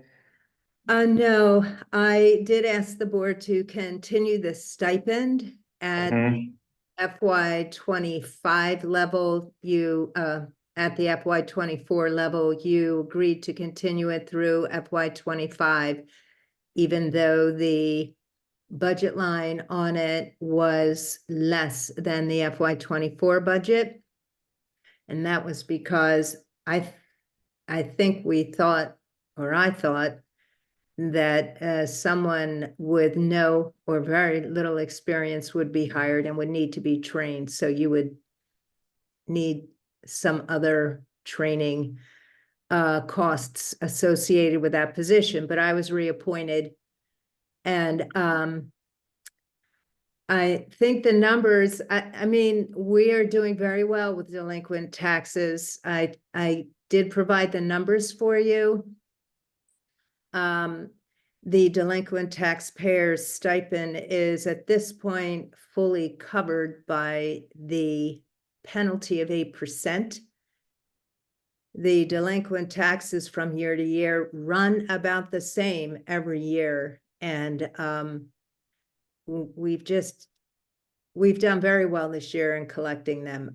You've heard me say this before. I'm a carrot, not a stick type of collector. And for our community, that appears to be a very effective and means to use. Everyone has their own style. That's my style. And it has, I think, worked really well for us. Not so sure that we see any, at this point, I do not know if there is a tax sale on the horizon. And if there is, it could be one small parcel with one large implication, but we'll wait and see until after November 15th or what sugars out.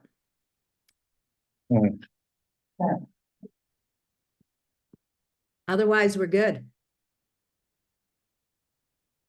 Oh, Kari could tell me, did that check come in from the settlement that we were expecting?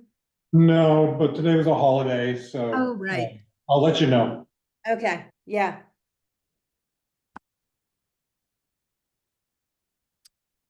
So I'm asking for the budget, just to get to the number, I'm asking for the budget line to remain at $11,000. The question did come up from staff, office staff, did I want to include in the delinquent taxpayers budget section amounts for postage and supplies? It's been the practice that postage and supplies comes out of the general office budget. And I would think if you did decide to track the delinquent tax, postage, supplies, and printing, it should probably be a net effect on the budget, in that you would just subtract those amounts from the general office budget lines, if you wanted to track it in that way. Is there a way to code those costs in NEMRIC? Yes. When we get, like when someone says a certified letter, they usually go to the post office, they take a credit card, and we can code each individual certified letter each time. But most of the mailings that most of us do, we just grab stamps from the room and put them on our postage. And we don't write down, oh, this was a lister letter, oh, this was a treasurer letter. This was I do track postage for elections, but only for the state and federal, because those can get reimbursed. So postage is really, we could track everything, but it would take a lot of time and effort to be specific about our track. I don't disagree. I think that this last year, Sandra had raised an important point when we were considering the rate for delinquent tax relative to the statutory changes that were coming through and the increased costs associated with performing those duties and now statutory obligations to provide warning in a particular way. And that's a really interesting conversation and information to have at hand, particularly when we're taking those things into consideration for the rate. I don't think we need to formally track it, but I would hope that somebody's paying attention to that. And it puts a lot of pressure on the towns to absorb a fair amount of cost in trying to collect delinquent taxes. We're fortunate that we have a Sandra who doesn't make it a problem, but if it got any worse than that, it could be a problem. Numbers. Yeah. Like numbers of certified letters, I feel like that would be much easier to track than all of us trying to track exact postage each of the expenses. No, for sure. No, that makes sense. Okay, thank you. Thanks, Sandra. Thanks, Sandra. Thank you all very much. Have a good evening. Thank you. So sounds like sticking with 11. Yes, Yeah. 11 sounds Yep. good. Yeah, great. Development Review Board. Is there anyone speaking to that? Will is not We back already on. had a communication from Willa. We were Yeah. all sort of novices at this, and with Barbara's good advice, I think she said the number of 545 to cover. For trainings. Training for a paid, no payer. It went up a little bit higher because when Willa sent the documentation to me, she said, recording secretary for 2 hours times 5 meetings a year. And I asked, does that 2 hours include time post-meeting to edit the minutes and get them ready for proposal? So she added another $100 to what you guys had discussed, because you didn't take into consideration post-meeting work by the secretary. So it's now 3 hours per meeting. And does that include training as well? Because there were some other that was in there. as well. Yeah, Okay. there are proposals in there, and Yeah, yeah. she does allow, is it $335? I think for training. Oh, at the SCD. Mhm. And it comes highly recommended, that training. Great. Okay. I don't have any particular, I mean, I think that's pretty important work, Yes. to bring those guys up to speed. And should be budgeted for. And I think a recording secretary is a great idea. Relative to their role, the next, is the cemetery.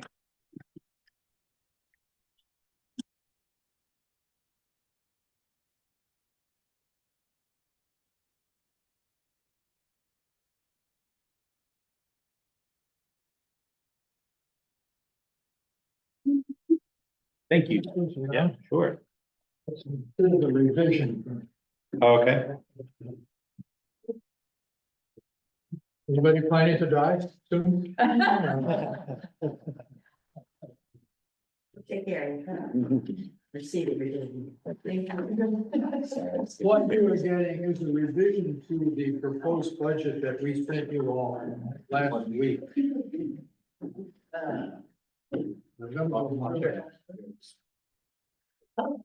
Yeah. The news is all good. As I said in the first budget, the section's contract, his stipend, the mowing and the hedge trimming are not increasing. They're the same as they were for 2025. Supplies, okay, we got some things in there I want to talk about. I know the line that says burial expenses says 0. I think when we publish this budget next time, we just take that line out. We get paid to do burials. We pay the sexton to do the burial. We actually make a little money. For example, on urn burial, we charge 500, he charges us 450. So we actually make money burying people. So it's nothing we can budget for because we don't know how many there are gonna be. You get a little further down and you find that we now know roughly what the distribution from our endowment is going to be. And it's been doing very well. This is more than we got in the last couple of years. So that 11,400 is pretty close to what we expect to get.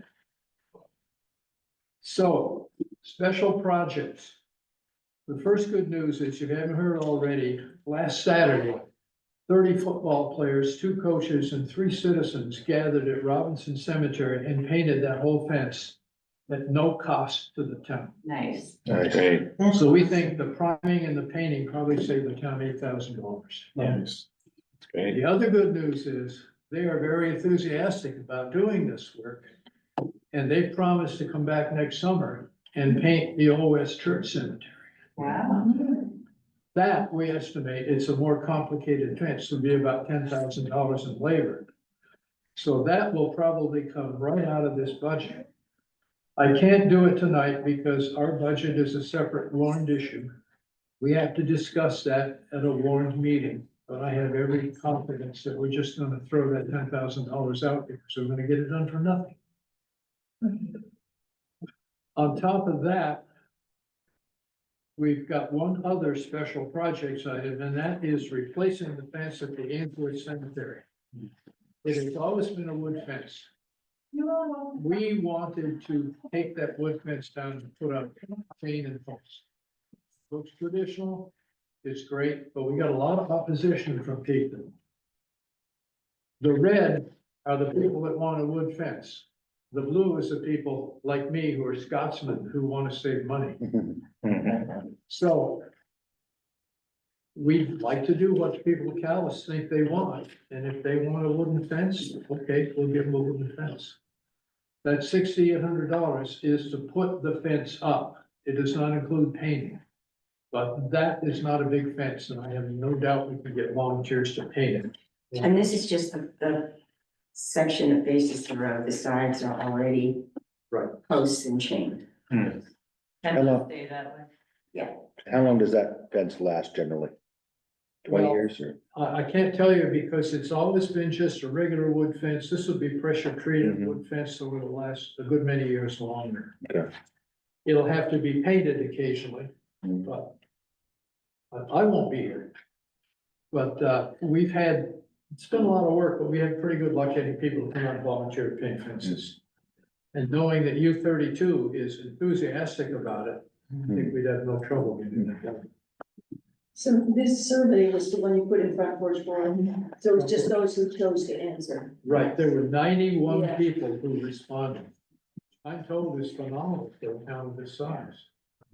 But if we went to town meeting, people could reverse that. We just propose it and it could be reversed. Yeah, question. Yeah, our budget is a number. People vote to give us the budget or not give us a budget. If they said, no, we're gonna say no to you because we don't wanna spend that money on a fence, I assume we'd have to reconfigure the budget and have another special meeting to approve or disapprove. Why couldn't they just reduce it by the amount that would be saved?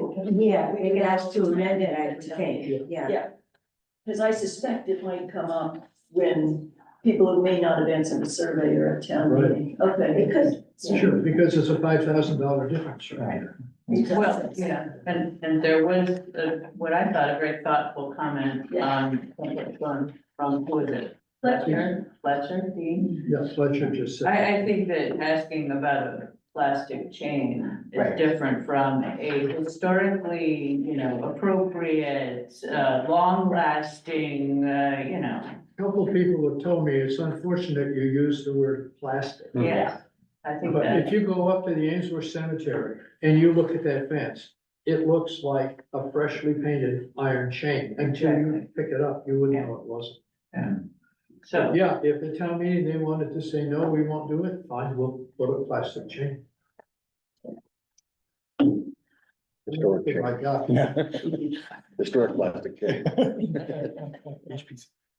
So, we will, at our next meeting, which I think is the 23rd, the fourth Wednesday this month, we'll discuss that. I expect that we'll delete that $10,000 from our budget request.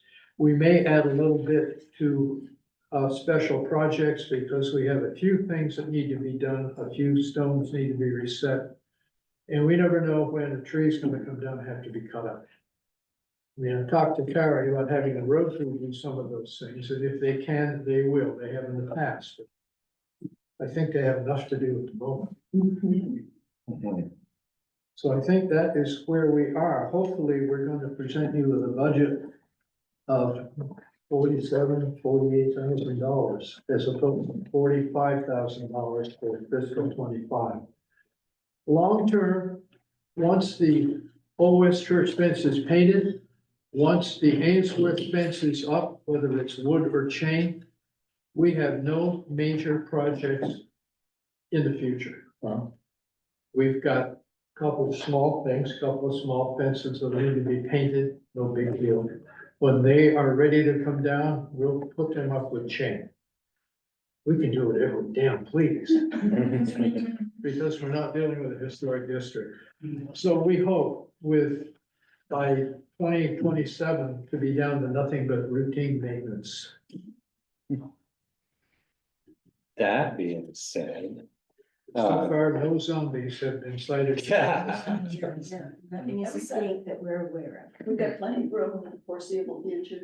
We do. I asked the sexton last year, we have a whole new cemetery, the Hudson Cemetery up on George Road, which has several hundred sites. And there are other sites available. I think you told me that we have something in the order of 400 sites available. Not counting those that are already sold that. And the Hudson Cemetery needs a fence, but we'll put up granite posts and chain for that. Yeah, but that isn't gonna be necessary for a while. No, there's only 3 burials at this point. Out of curiosity, how's the green burial program going? Very well. We're selling a lot of green burial plots. I may get back to Carrie someday about that pile of debris in the Robinson Cemetery. that everybody Yeah, it's wants. still, Oh. Right, That's more a logistical problem than anything else. And is that that's relatively clean, Phil? Is that? I think somebody looked at it and said it could be used. Right now, there's trees like that growing out of it, so. Goodness. We may have to talk to the tree warden to cut them down before we can move soil.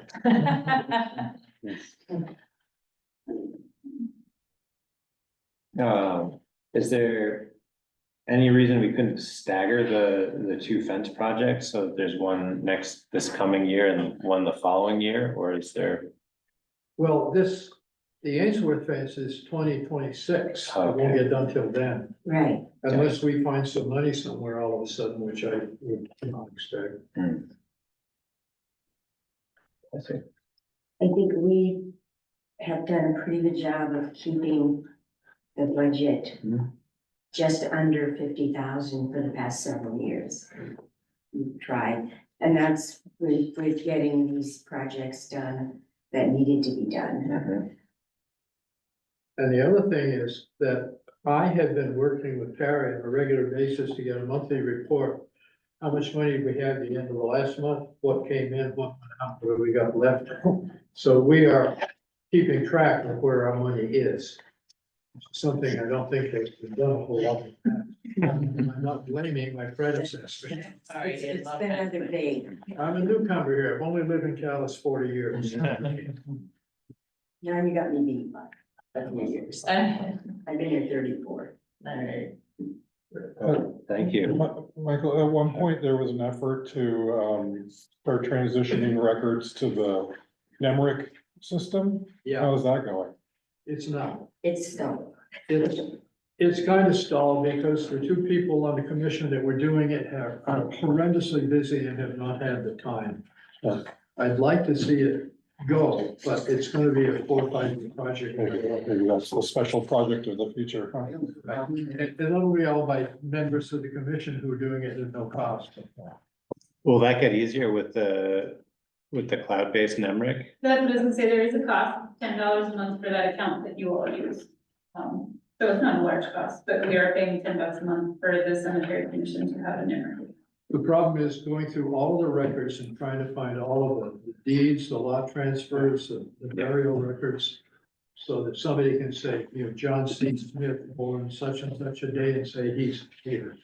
I'm not saying it's not a valuable project, I'm just saying you might, if you think it's gonna be 6 months or longer before they get started, we might put a pause on their subscription until they're ready to get started again.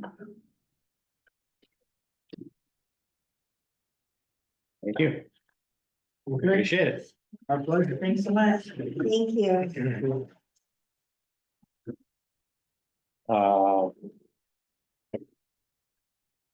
Trails Committee. They did not request any change. Okay. Or any approval. Sorry. $500. Oh, they did? Yes. All right. Yeah, you saw that, right? I did, yeah. But Yeah. they have nothing. So they submitted $500, but tonight Tom Lashley, the Trails Chair, said they're gonna withdraw that request. You can go back to 0. Because he had forgotten. Charlotte reminded him that they have their own trails fund from people who donate trails throughout the year. And they've got money in there, so he said he forgot about that. So he's withdrawing the $500 request to go back to 0. Great. You can pay for the zoning administrator. Yeah, well, that's half of John's rates.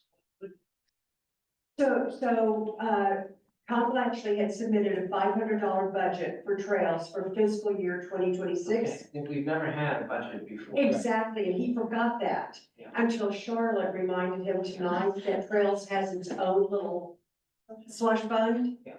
that you use, and so he withdrew the $500 request for the budget fiscal year 2026.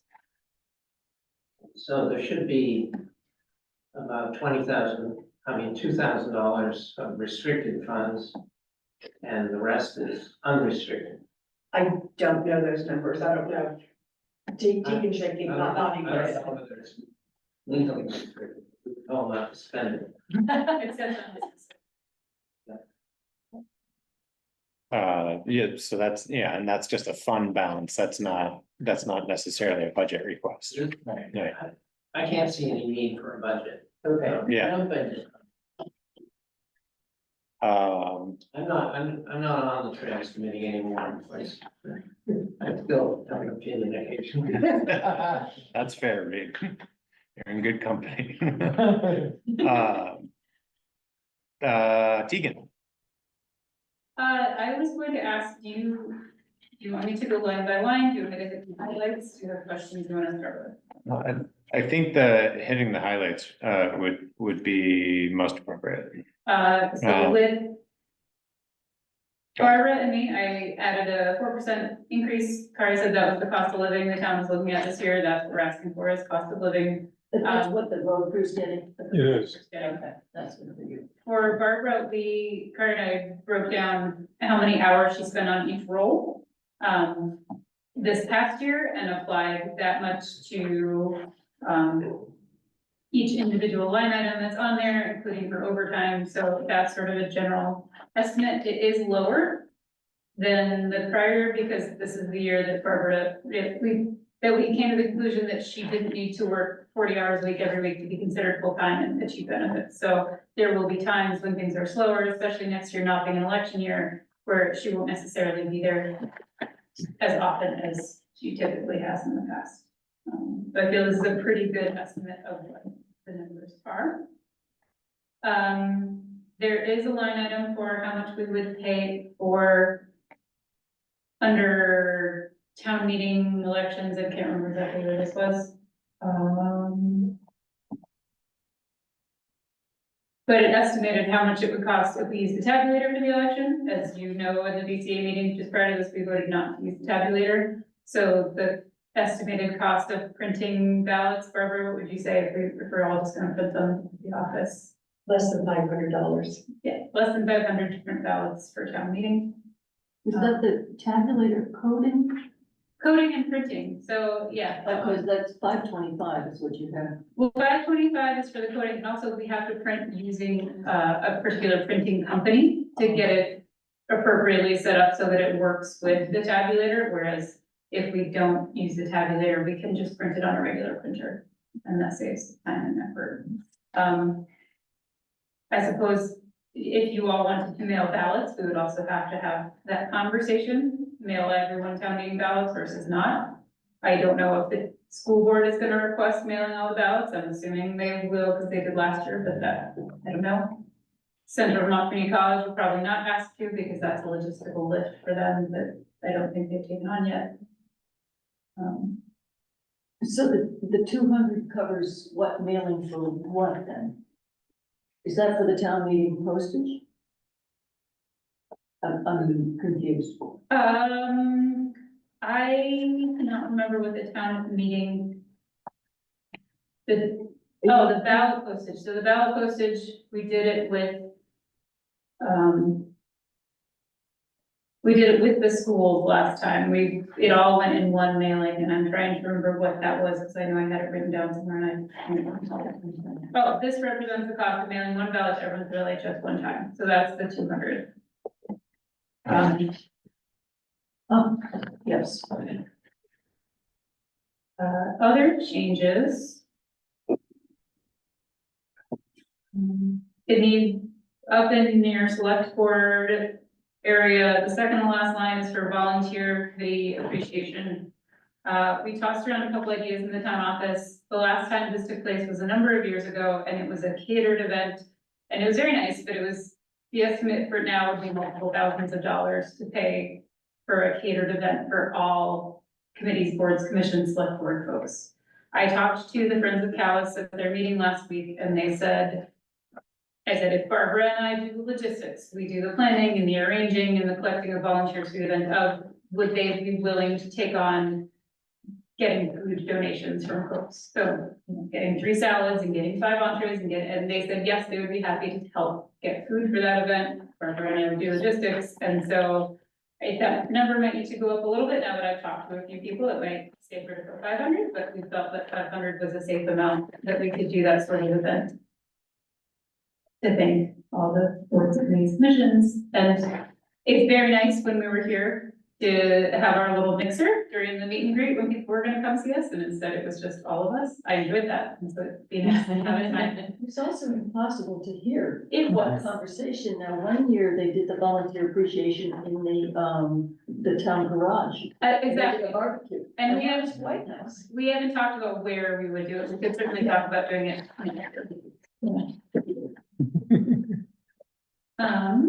Just going down the list. I did add $200 under election workers. A lot of other towns pay their election workers, but they also they have much longer shifts. Barbara and I work really hard to make sure most people aren't here more than 2 or 3 hours. But a lot of the equity talk among the state is it's good practice to at least offer gas cards or some sort of token something to people, and some towns say half the people turn them down, and it's not a thing, but just it's the right thing to do these days. So we were thinking we would purchase gas cards. I know that there are grants out there for this kind of thing, so I might try to get grants in the future, so it won't be a town budget item, but that's on the list. What happens if we budget for that and then they turn them down and we've got excess funds associated with that particular expense? You mean we've already purchased the cards, or we just have $200 we didn't spend? Yeah, we've already purchased the cards, I guess. I don't know, and I'm not, it doesn't have to be gas cards. I'm trying to think of an appropriate item. I would probably talk to the PCA. Car wash. About it. That's all. We're one of the few towns that don't offer food or payment or something, and I think it might be a good idea to offer something. Can I Yes, ask, Barbara. what is their reasoning why it's appropriate to either pay or offer something? The same reason the question of stipend for select board came up is if you want to get, there are people who maybe can't afford to do it. They would have to take time off work, or they couldn't afford the gas to get here. They couldn't afford the childcare to do it. And so we are leaving those populations out of something that they might want to purchase.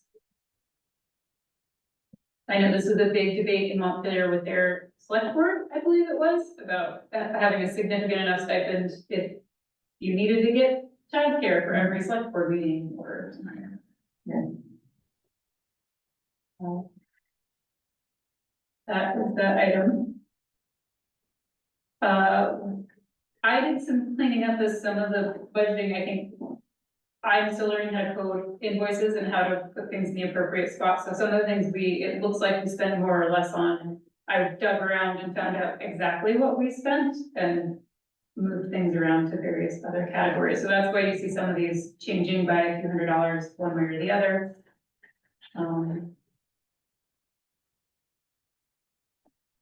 And it looks like you've got some feedback from RB about the savings that we'd realize with the. Yes, so it's not savings, it's Okay. a readjusting of allocation, so. Gotcha. All we would need to have in adding to the technology reserve fund is basically what we want to pay for, what it would cost to replace 3 of our devices or a quarter of our devices every year. So those are gonna be $2,000 to $3,000 per laptop. I've got 6,500 in here. I'm not sure what it's, tech is a hard thing to anticipate as far out. But the subscriptions at this point, he and I tossed around numbers and fees and what everything's gonna cost, and I think $6,000 a year for software is a ballpark. I can't promise that that's accurate. There's just everything's changing all the time, and it's lots of little niggly $10 here, $6 there, it's harder to track. I think that might, a bigger question, might be worth having a little later in the budgeting process would be whether or not, specifically, I think like the select board members or others who have a full license, would be able to go down to, one of the lesser licenses, which, as I've gotten more comfortable with the resources, I think is a real possibility. So we can kind of table that. That could be several $100s of savings a year for sure. And may afford us the opportunity to, you know, obviously save it or apply it to some of the other commissions who may need a dedicated basic license or something like that, which we've already started talking about.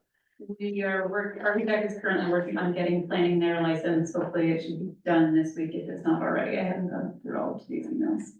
Great. I'm just noticing something, Tegan, select board asked us to restore the reserve fund allocations to what they had been prior to last year. Okay. So I'm noticing the very last line on this town hall reserve fund. Yep. Should put that back, 10. and then we'll see where it all shakes out. Okay. Another note on general things is, Kari and I have talked to CV Fiber and to the security folks, and it looks like we should be able to do the fire security that we do here and at the town office on CV Fiber's phone lines instead of Consolidated's phone lines, which is good because Consolidated's prices have been creeping up all year and they're sort of phenomenal right now. And CV Fibers are still very reasonable, so we are working with CV Fiber right now. As they merged with NEK Fiber, they said that their 2 gig internet is going up a certain amount and their 1 gig internet is going down a certain amount. So ours basically stayed the same between the town hall and the town office. One budget went up and one budget went down, but if you add it all together, it's actually about the same amount of money every month. So why didn't you give Kari a raise? Because I didn't think that that was my jurisdiction to put in that line item. I see, okay. We didn't talk specifically, this is mine, this is yours, this is mine, this is yours. Okay, so there's still some things. There's still some things in here that I thought were more treasurer, town administrator type things, mostly under select board and treasurer. And Kari, if you want to send them to me, I can work on them, I just sort of thought they were. Oh, no, it's okay. Yeah, we'll get the rest of the pieces in maybe next time.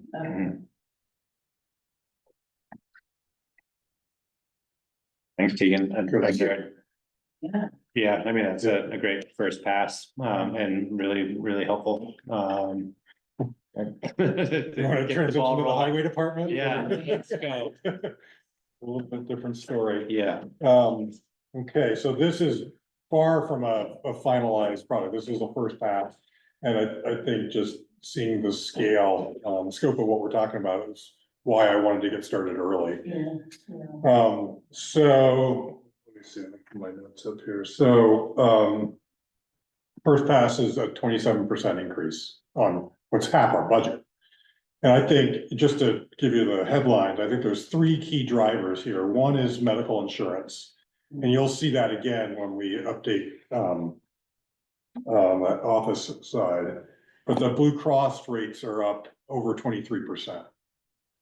And just factoring that in with assumptions about what our, road crew roster will be and what kinds of insurance, we're looking at a hefty increase of almost 50% on medical insurance alone. That's $36,000. So I did get some, renewal information from MVP, is the only other carrier in the state that does these small group plans, like what we're on. They are running about 10% less. But I need to do an analysis to understand, because they have different deductible and out-of-pocket levels. With our arrangement, the town is on the hook for all those kinds of expenses.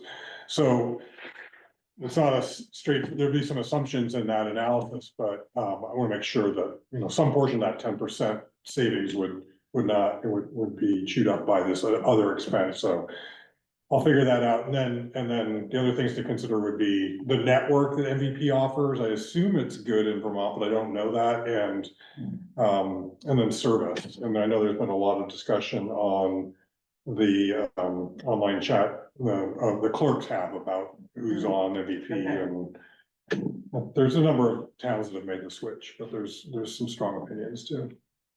So, and in terms of our road crew, we're required to offer the Blue Cross Gold Plan or its equivalent, and that's, the MVP offers an equivalent. But I just want you to know that. So that's one. Then we have a number of new capital expenses on the docket for next year. So the greater bond, start repaying that, and the 2025 Western Star dump truck, which is a topic we're gonna return to in a few minutes. And only the chipper came off, the wood chipper, which was a relatively small capital item. So, I mean, that's an increase of $68,000 to the capital budget alone, and we're already committed to those items. And then the third category of big increases would be grant projects, grant funded projects, the town's contribution to them. And there are two in this budget. One is the Loose Road Culvert. This is, so this is a grant that we've had for a while. We recently got an extension on it. The culvert needs to be upgraded to a 66-inch culvert. It's basically like almost a bridge. Yeah. So it's a $250,000 project is what it was estimated at. The town would need to contribute, we only need to contribute 10%, but the maximum amount of the grant is $200,000. So that's a $50,000 contribution from the town. The good news about that one is it was extended to December of 2026, so we could defer that one free. The other one is the Kent Hill Road French Mattress project, which, if you're not familiar with that one, is the flats part, which is basically bounded by wetlands on both sides. It's just a ongoing challenge, right? And a French mattress is a road bed design, I understand, with large rock built into the road bed so that the water can pass through more easily. That one is $150,000 project, more or less, and we need to contribute, I believe, 20% to that. So, and that grant needs to be, the funds need to be expended by December of next year. So that, if we're gonna do that project, it needs to be in this budget. So, there are a lot of places within this that we need to sharpen up. Obviously, we're not gonna end up anywhere near 27%, but I wanted to get this going so you could see it. I guess the other thing I would say is that we took a hard look at the maintenance line items, gravel in specific, and so I went back over the last 5 years, which is how long we've been using the Nemrick accounting software, just to see what have we been spending on gravel, sand, erosion stone, and all the rest. And so that spreadsheet is in there. You can see how it varies. By far and away, last year was the big gravel year, and that was because we had all those mud seasons through the winter, and the quarries were allowed to remain open because of the flooding the summer before. So we had the need, and the supply was also there. No, we won't necessarily have those two things. Nonetheless, given we spent $140,000 on gravel last year, I took the budget to $100,000. Because that didn't seem outrageous. But it would be quite a bit more than we spent in years prior to last year.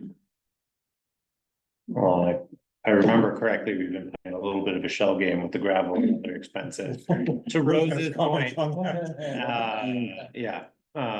which, is probably not serving us well, or at the very least, it's not representing the reality of the situation. This might be, you might not have the answer to this, but the chloride, I'm looking at the material expenses, that seems like highly variable. So in it went in FY20, it went from 9,000 to 29,000, back down to 19,000. Are we still spreading that with, is that like an in-bed sprayer, or is that Yeah, a trail? and this year, for the first time, we are leasing that, the tank, Yeah. that holds it. From Innovative, who's the vendor that we buy the fluoride from. I think what helps to explain the variability there is there's a timing issue.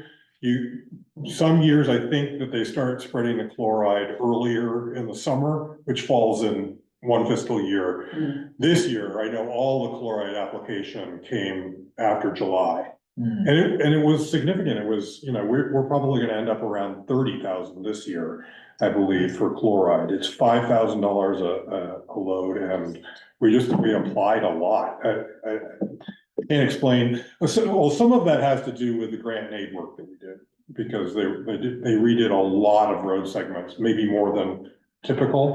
I think that's true. I have a hard time, as you can tell, fully explaining the chloride story. Yeah, and I'm not as familiar with its application. I know that it's relative to trying to keep the dust down, particularly in dry stretches. And this and how much of that's associated with this fall is especially dry, but the summer wasn't. Summer was not. I'm curious, I guess, whether or not, again, getting back to like kind of the scope of work that the road crew needs to perform on a regular basis. Are there contracted companies that you can, so that we could not lease the unit that we have and just hire them to apply at the direction of the road crew? I don't know. I'm not sure about that. And one of the things about chloride is that they're doing it in conjunction with grading, especially when it's dry. I don't know that you'd have the flexibility if you were contracting it out. I just don't know. If you look into it. I think the place where contractor comes in, one of the big ones is with that grant supported work. So if we were gonna do the French mattress project, decision needs to be made. Do we hire that out and contribute dollars, or do we have our road crew do it and contribute as an in-kind expense? And I think that's an important decision. We're basically committed to paying our road crew and operating equipment. Depends on what projects they're doing. I guess, this year, seeing what happened this year between the July flood and all the grant and aid work, that was basically the special projects we got done this year. So, I'm wary of taking on too much, given the weather that we have these days. But if we're looking to save money on the French mattress project, one way to do that is have our crew do it versus contracting it out. Yeah, I would, I don't disagree. I think if we were to decide that, I would say that I would feel most comfortable if we put tight controls over, what portions of that they were applying their time to, knowing that A, that's a pretty specialized application, and B, the material that is going to be needed for the bottom portion is going to be pretty rough on the trucks, and it'd be way more desirable to have somebody else doing like the hauling of stuff that's not beating up on our trucks so much. So I think that project, if we were going to do it ourselves, we would want to really make sure that we have very clear and explicit expectations with the road crew about, how their time and our equipment is being applied to that particular project. Yeah. That's my caveat on that one.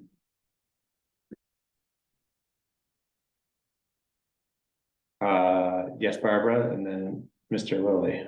I have a quick question. So since you mentioned the loose road culvert, I'm gonna sound like a broken record, but I want to ask again about the advent culvert. Because I remember 2 or 3 meetings after the July 2023 flooding, when both Ann Tulin and Toby talked about how woefully undersized the advent culvert is. And I'm wondering if that's considered for fiscal year 26? It's sort of in the pipeline of future projects. The first step with these is usually requesting a hydraulic study of the state. So one was requested for that location and another one I'm not remembering. Bliss Pond, maybe? Yeah, Bliss, thank you, Bliss Pond Road. Which are two places that washed out in 23 and 24. We just added Martin Road to that list. So these, once we know what size of culvert we're dealing with or some structure, then we can pursue the grants that will help us pay for these, because these are not small things. It's like the loose road, we're talking, in the area of $250,000. The hydrological studies, are those? Seems like we didn't have to pay for the handful that were in response to emergencies when they came up, but. That's a service the state provides. Yeah. The one that was done on Elmsley this year was in June, and was provided within a week, I think. It was Right. kind of amazing to me. The other ones, I think, happening post-July flooding, it could be a while. Yeah. But that's a state, and I think that it's just a service they provide. Doug, did you have a Yeah. comment to register? I know last year, 2 years ago, I talked to the Army Corps of Engineers in New Hampshire. And they got special dirt that they have to put on the road so they won't be so dusty. Oh, what is that? I don't know that one. Well, so that's actually an interesting point. There are reinforced finished grade material. And they're basically like milling machines that you drag behind a tractor. It's like similar to a road milling machine. So they've got like carbide teeth, and then they have tanks and injectors that go on them that inject the either chloride or in some cases, I think it's like lime. It's like a binder and it stabilizes the roadbed. You probably roll it. It's way more popular in Europe. But you're starting to see more of these like land reclamation. And it doesn't kill the trees. And it stabilizes the road quite a bit, because you're not having to put regular treatments down on the roadbed that then wash off. It is actually like solidifying the road, the top of the roadbed. Is anyone in Vermont doing it?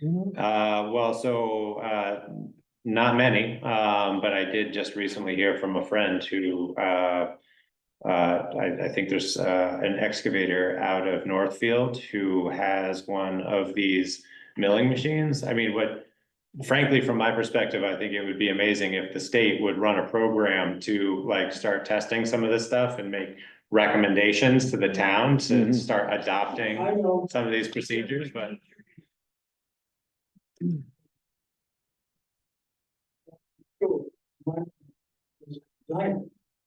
19 trees, maple trees. And that's from the chloride and all that stuff being put on. Now, I know that the manager over there, I can't think of his name, but he did all the signs, he did it himself, grants, and, from the state on stop signs and that kind of stuff. And the other day, I counted all the signs that stopped, speed signs that we need on Lightning Ridge Road. I counted them all the way through, and I counted 8. We need 8, and we don't need the poles. Can we save that one for a second, Doug? Because that's on, we're gonna get to that one and talk about it. So we'll save the speed. Feel free to sleep. We'll wake you up when it comes time to that. So if I can, I think it would be great if we could figure out a way to like run a grant program or something to like do a segment of road and test some of that stuff, because like it's. There are forestry services that are using it, like commercial forestry services, and they're doing it for a lot of dirt roads in Europe right now. But I'll check anyway, out the local roads. Either on that. Yeah. Was there anything else on the highway budget that we wanted to zero in on for now, or just ruminate on how substantial it is? Yeah, I thought you might sleep on it. I certainly will, Yeah, keep working on it. I mean, I think it's frustrating. There's only so many areas where I feel like you can save money, and that just pales in comparison to the increases. But I appreciate the time and presenting realistic expenses. I'm interested to see what we can discover with the insurance premiums. Yeah. Bananas. And I think that's it for budgeting. Is that right, Kari? Yep. Discussion of next steps. Yeah, well, next steps are the next slate of committees. Barbara, do you have the list of the next slate? I didn't bring that with me, but, we only have 2 more weeks. We have October 28th and November 11th, so it's basically half and half. Yeah. I don't have it with me, I'm sorry. No, that's fine. But everybody's booked. Okay. And as far as next steps for the rest of it, Cardi, how do you think you want to break down any further refinement of these numbers over the next couple of weeks? Do we want to just have a standing? Yeah, I think we'll This same continue to standing run this conversation. process where we're hearing from the committees and commissions we haven't heard from yet. I'll keep working on the highway department. I'll incorporate everything that we did tonight. And I would say by the end of the next meeting, we're getting fairly close to a comprehensive first draft. And then we're gonna have to get down to some difficult discussions, I would imagine. But let's see where it shakes out. Okay.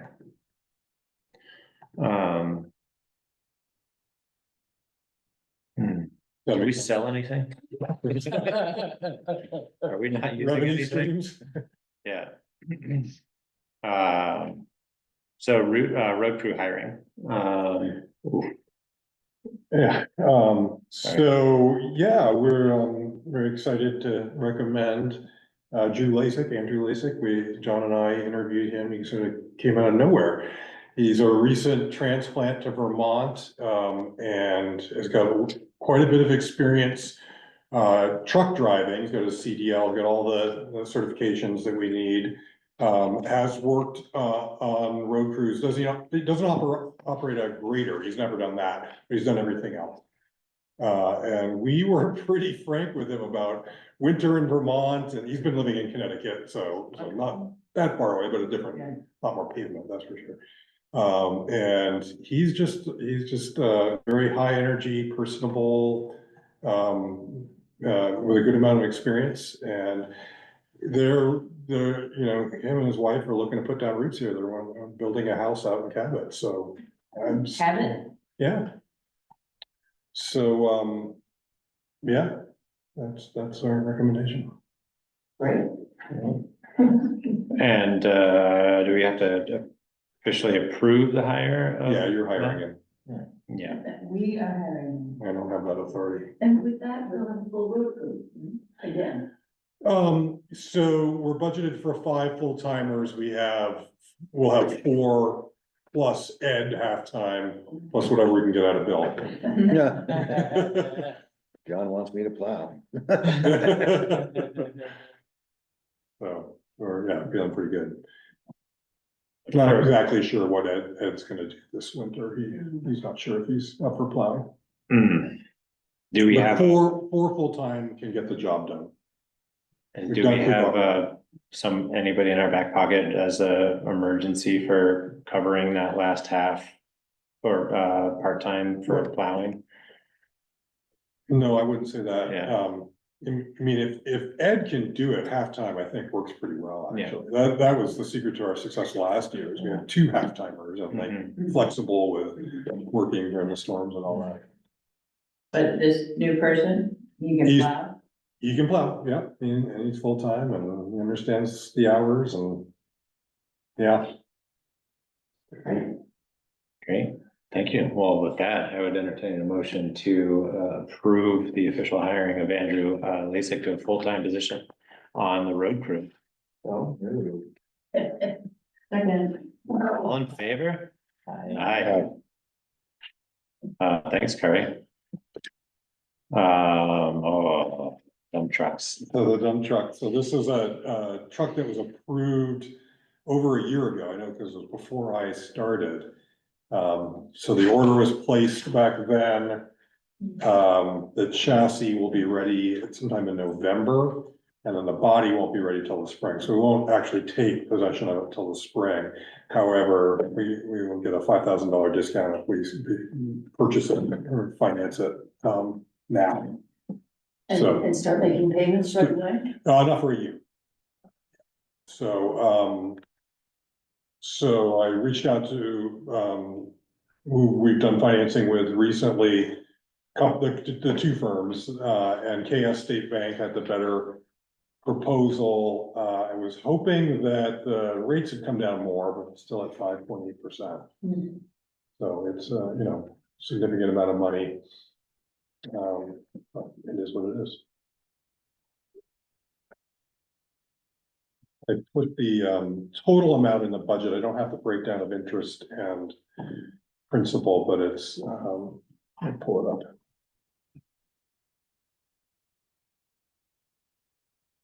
How is it in budget? Is it highway department budget? It is under capital. So you're seeking authority to sign the agreement. Sign the agreement to finance. The total is, annual payments is 53,600 and change for 5 years. So the select board has the authority to borrow for up to 5 years without requesting or seeking town approval. So the only one we're retiring is the chipper, so our capital highway budget's gonna go up quite a lot. Yeah, that's why I was referring to that as a factor, one of the big drivers in Yeah, this budget.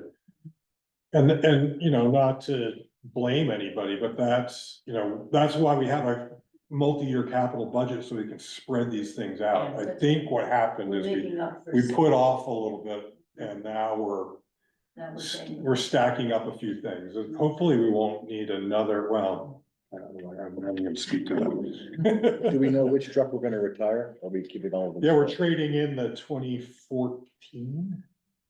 That's part of That the would make sense. acquisition. Okay. The oldest one, yeah. We always keep one as a spare Mm-hmm, in case we need it, and then also with trade-in value. okay. Is there any weighing of like which one we decide to trade in and when? The CV. What's frustrating, I think, is it seems like we've heard it now from like the fire department, we've experienced it ourselves, we get a brand new vehicle that then ends up going down. And the reliability seems to be like almost hit or miss. On these extremely expensive vehicles. So trading in something that may have a higher short-term value, but is less reliable, than hanging on to something that's more reliable for reserve, just to soften the blow. I But don't know how reliable the old one is at this point. Yeah. It's definitely past its expected life. We plan for these things to last 7 years, and this one is 10. Yeah. Used to be 5 years. Really? Yeah. All the pollution control, technology, blah, blah, blah. They don't last. It's called DIP or DEF or whatever it is. Yeah, pollution control stuff. Yeah, it's DEF. Yeah. DEF fluid. Okay. Well, we've got a decision to approve the financing from KC Bank for the purchase of the truck. or I'm sorry, KS. I'd entertain a motion to approve that financing for a total of, what was the total on the financing? We should probably note that. $27,080. Is that what you want, the total amount to be borrowed, or the payments, or the interest rate, or? Well, we should note the total amount being borrowed, and I think the interest rate. Okay, hold on just a minute.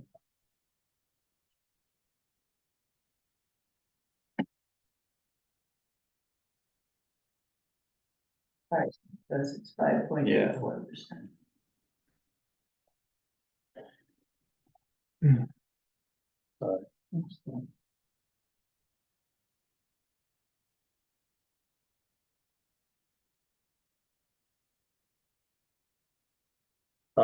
$227,080.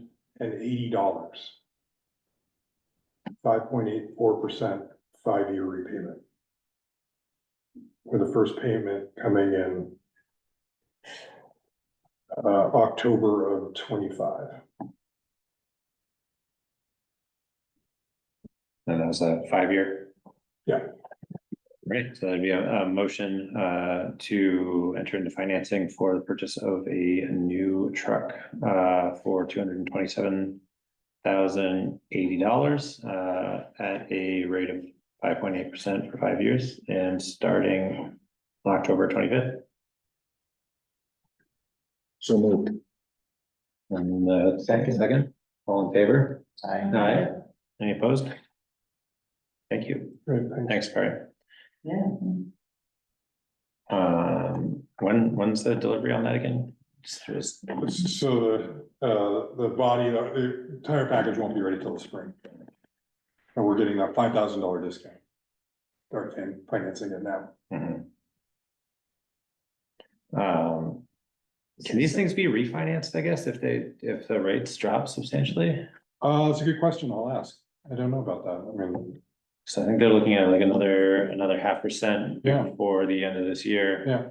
Things start to move, I guess, before the end It of the came year. down almost a quarter Yeah. from when I initially asked, but I was hoping for the full 0.5%. I guess that's not how it works, but. Or I wonder if they can be bundled. Can we bundle all of these into something and like create our own tranche for a better rate? Let's start packaging our own loans. Okay. Curtis, or I'm sorry, the traffic ordinance revision. So last time we met, we Yeah. laid out a plan, which we talked about earlier tonight, to have an ordinance advisory committee consider a number of different ordinance change recommendations leading up to road ordinances, including the traffic ordinance, I think.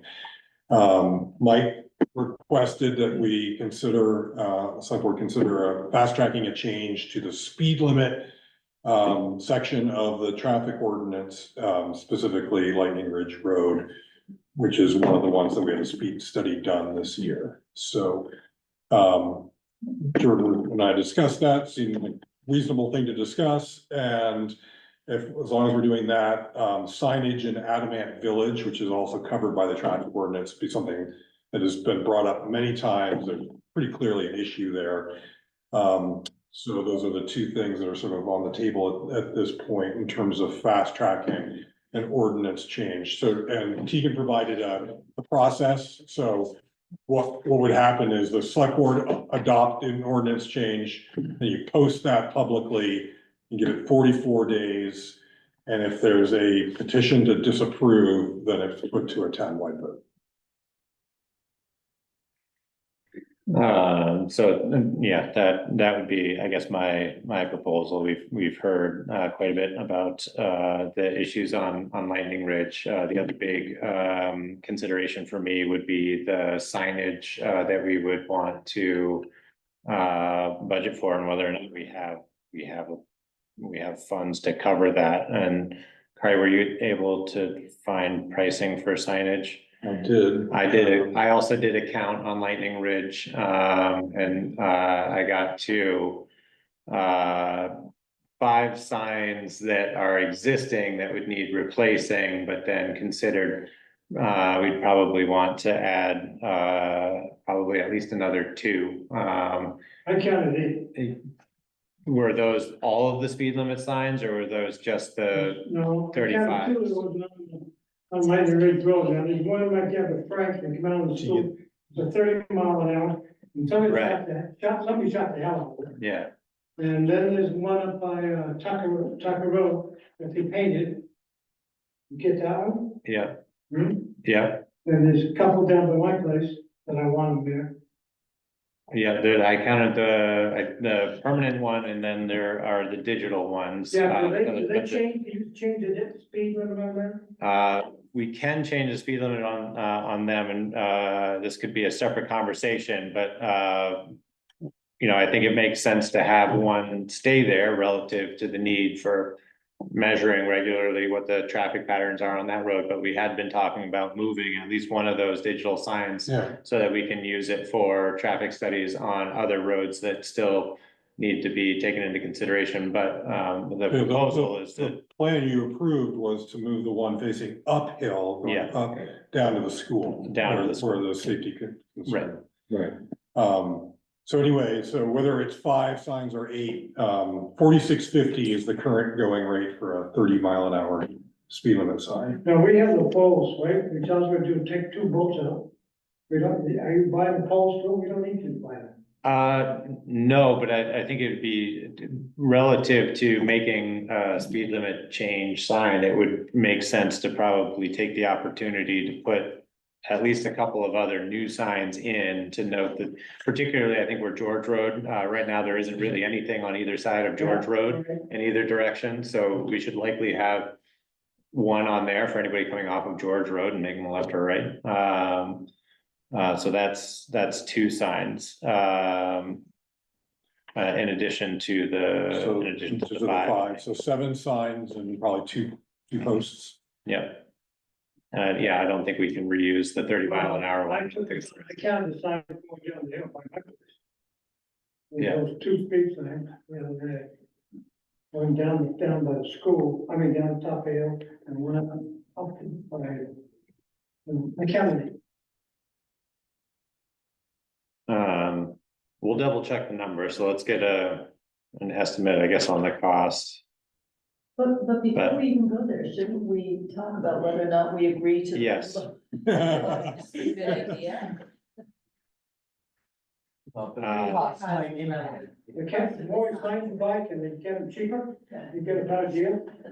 I don't think so. That was a lot cheaper than I thought they were gonna be, frankly. Put up 40 You don't try it, that's what it works. every 20 feet.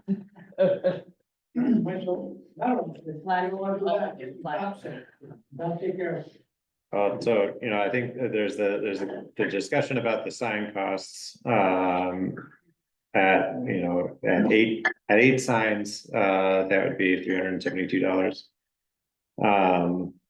That's nothing. Right, That's nothing. but, you know, It's nothing. I hear you, Doug. There's, with something like this, I think that we've had this conversation a bunch, and really, I think it's likely gonna come down to enforcement. Like, so we're taking this opportunity to have this discussion because we did have a traffic study. We did look at the volume of traffic and the speed at which it was that traffic was traveling at, and the rate was split between the 30 and the 35, and so Michael's Help me out here, what do you mean it was split? I'm forgetting. so the two most significant tranches of travelers were the majority split between 35 and 30 miles an hour. I think the higher was 30, I believe. And the higher was on Lightning Ridge specifically, the higher average speed was in the 30-mile-an-hour. You did A that. higher number of drivers. The higher number of. You took that study right when you're in adult school. You took that study. That was planned. I didn't like that. Yeah, that's fine. Well, Well, it's good for you, it's good for you. that benefits the cause here. Tell me, well, what do you wanna lower it? I'm gonna go up there and set my day and just drive back and forth 5 miles an hour. You wanna, are you saying that you wanna raise it? No, Okay, So the study supports lowering it to 30 miles an hour. correct. Thank you. Well, here's something that concerns me. You're saying during the school year, they drive faster. oh, yeah. Now, one of the reasons for having these studies and insisting that we stick to them is if you put the speed limit too low, people will try to pass under potentially more dangerous conditions than they would if it were slower. So that's just a concern to me. If you say that people are driving faster at a different time of year, are they gonna start engaging in more dangerous driving? I don't think so. It's hard to tell from Red Ridge Road. As I was telling Carly the other day, the speeders usually are, the school buses sometimes, and dump trucks seem to think it's a racetrack. They're going, these guys are going down the road, not the town trucks that's showing, but private, what's it, Watching Us company was on the other day. Nice guy waving at him. He was going really, really fast. And that bridge you're working on. Yeah, so the bottom line is, you can't really, you can't pass on that road. I don't think it's dangerous. I think most people are reasonable. You see them going in the 30 miles an hour, sometimes 35. But there are some yahoos who don't have any sense. And the other ones that are myself for 30 may slow them down to a little more. I mean, it can't hurt. And the studies, people live on Red Ridge Road. Peking Road has 3 houses. They have 30 miles an hour. But as I understand it, during the school year, the issue is that everybody's running late and trying to get the kids to school. Is that what I'm understanding? They'll get up earlier. Well, maybe, or maybe they'll just get more frustrated and do something dangerous. And No, that's what they'll I'm get a speeding ticket. I'll take care of that. I'm seriously, well, it does, then you can't worry about that, because if that's the case, just eliminate the speed limit, then we go down as fast as they want. And if they're gonna, I just disagree, I think we need to have a speed limit, we have to enforce it. Or we just a fair speed limit, I like 25, but I'm real, that's not realistic. Well, 30 is fine. So I'd like to kind of rein things back in a little bit.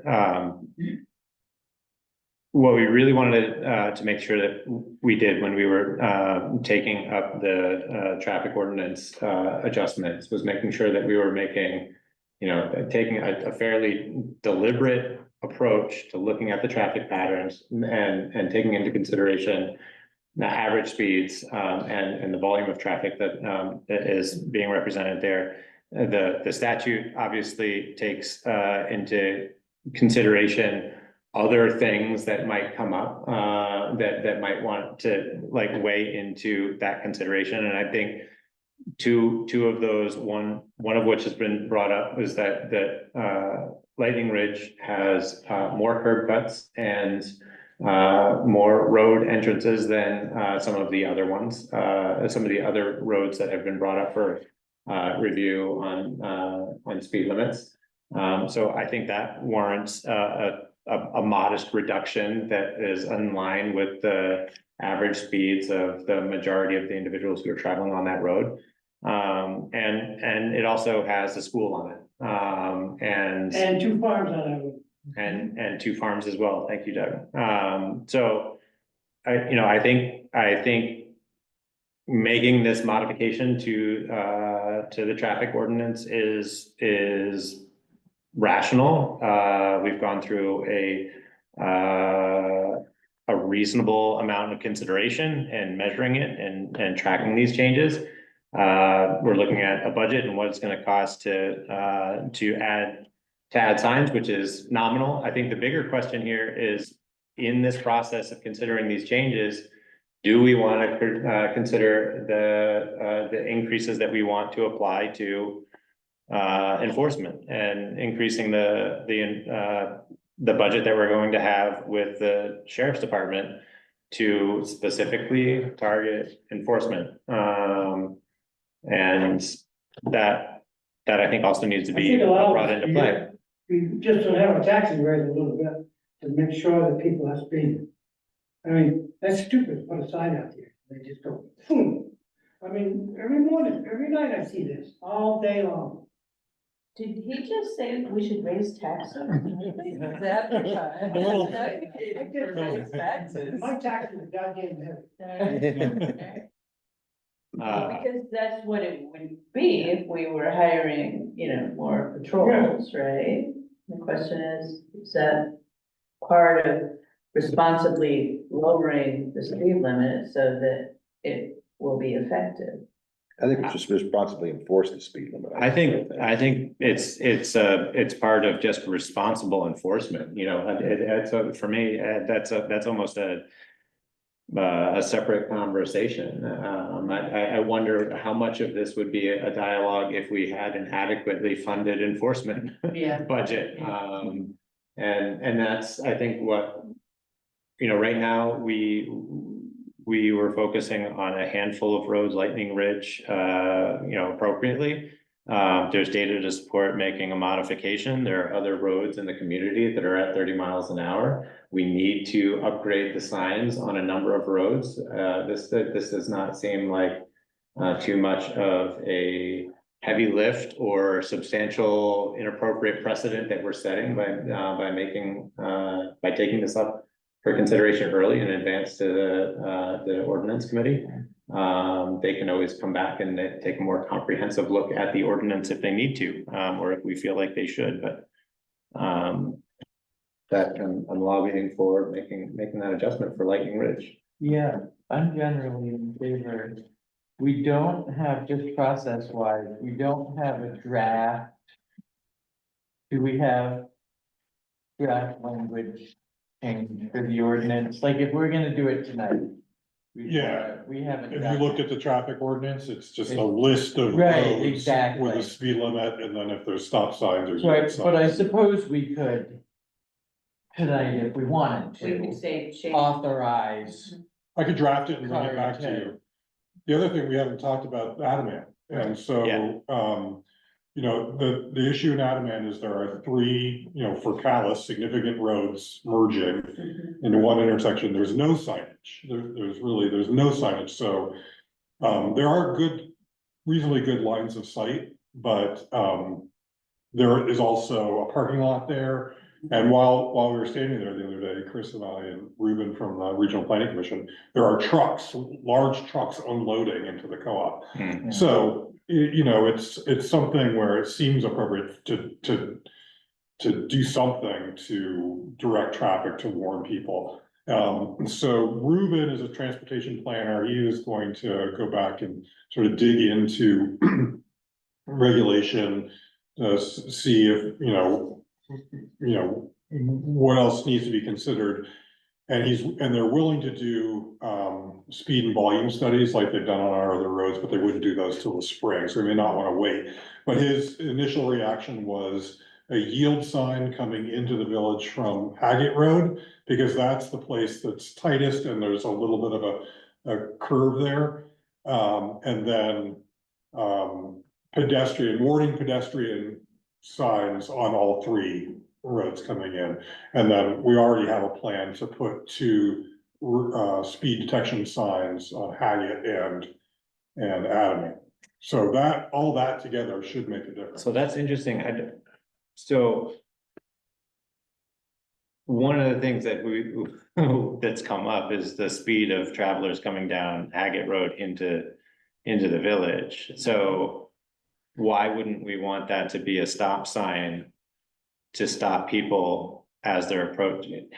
If you're coming up into an intersection or into a village area where you've got a yield versus a stop, it seems like you would want them to stop on that particular road. I know by volume and by priority, if the rest of that intersection had stop signs, Haggett would be an appropriate one to have like the yield sign, because who would they be yielding to?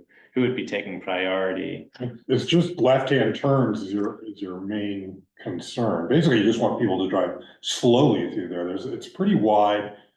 And there's decent lines of sight. It's just, I think the biggest concern is if someone's making a left turn, so yield, I don't think you have to necessarily come to a full stop. Or if there happens to be a lot of, pedestrian traffic or unusual amount of trucks or something like that. Yield at least puts them on notice. Yeah, it's basically a calming Yeah. effect. But Kari, you're saying he is studying. He's studying it, that's not his final recommendation, so I think the question is, how long do we wait? Probably 2 weeks from now, we'll have something from him, but maybe he'll want to take longer, I don't know. So maybe the thing to do is, I can draft the change to the speed limit portion, and then we can wait for a response from Ruben and revisit this in 2 weeks. Yeah, I think We that don't makes need to sense. change an ordinance to add a yield sign, do Yeah, actually, Yeah. Okay. but not the pedestrian signs. Right. Yields and stops are in there in the ordinance. Does anybody feel strongly about having the stop down at the end of Kent Hill added? I'm against it. Okay, Of what, Haggett Road? no, No, right out here. Oh, I mean, it's another one that's come up many times. A yield sign, I do it's have. de facto yield anyway, but right. I have a good memory for stupid things that I don't need to remember. And I bet if you read minutes from 10 or 12 years ago, it was approved to have a stop sign there, and it never got installed. How about we see what we do with a yield versus stop Right sign here. down here, and then if we need to move a yield or stop sign, Mm, and we have one in the inventory, we move it over here. yeah. I think it was an accident there. But anyway, I do want to. Did it get incorporated into the ordinance?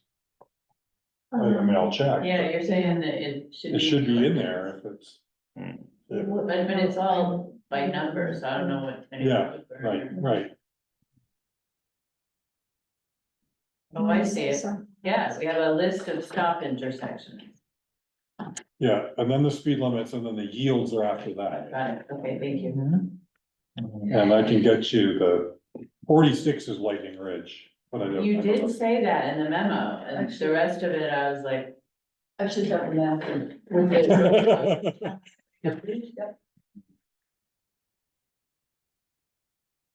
Jamie, wasn't it your suggestion to put the name Well, of we the wanna know road what this in the one is, ordinance? where road Yes, names are mine. which, well, We could do that. I'm looking now at the one that the last select board passed at their last meeting. And then we didn't have go into effect, and that was one of the changes that they did, so that draft. Okay, so. Because we don't get Kent Hill. say what? And Town Highway 1 South is supposed to be a stop sign. It is a stop sign. It's Town Highway 1. Well, let me just make sure that I've written it. Oh, no, I'm wrong. No, that's right, that's correct, yeah, it's Town Highway 1. Town Highway 1, and this is Town Highway 2? No, this is Town Highway 3. Where's Town Highway? Town Highway 2 is where the stop sign is. Highway 1 should be County Road. Well, she says it's Kent Hill Road. No, that's State Highway 1, the Town Highway 1. Oh, okay. We don't need that. We don't need to work it out tonight, but. No, we don't. Actually, one goes all the way up County Road, turns right and Yeah. So we down should Kent Hill. discuss more and then have at the next meeting, A draft a ordinance. draft ordinance change. And I think the draft ordinance change should include putting in road names I throughout the do too. ordinance. Because it really makes it read so much better. Well, I mean, the normal people don't know what it means. Exactly. There's Town Highway 2. And it won't be hard because there's this draft from the last select board. Oh, can you send me I that? can send it to you.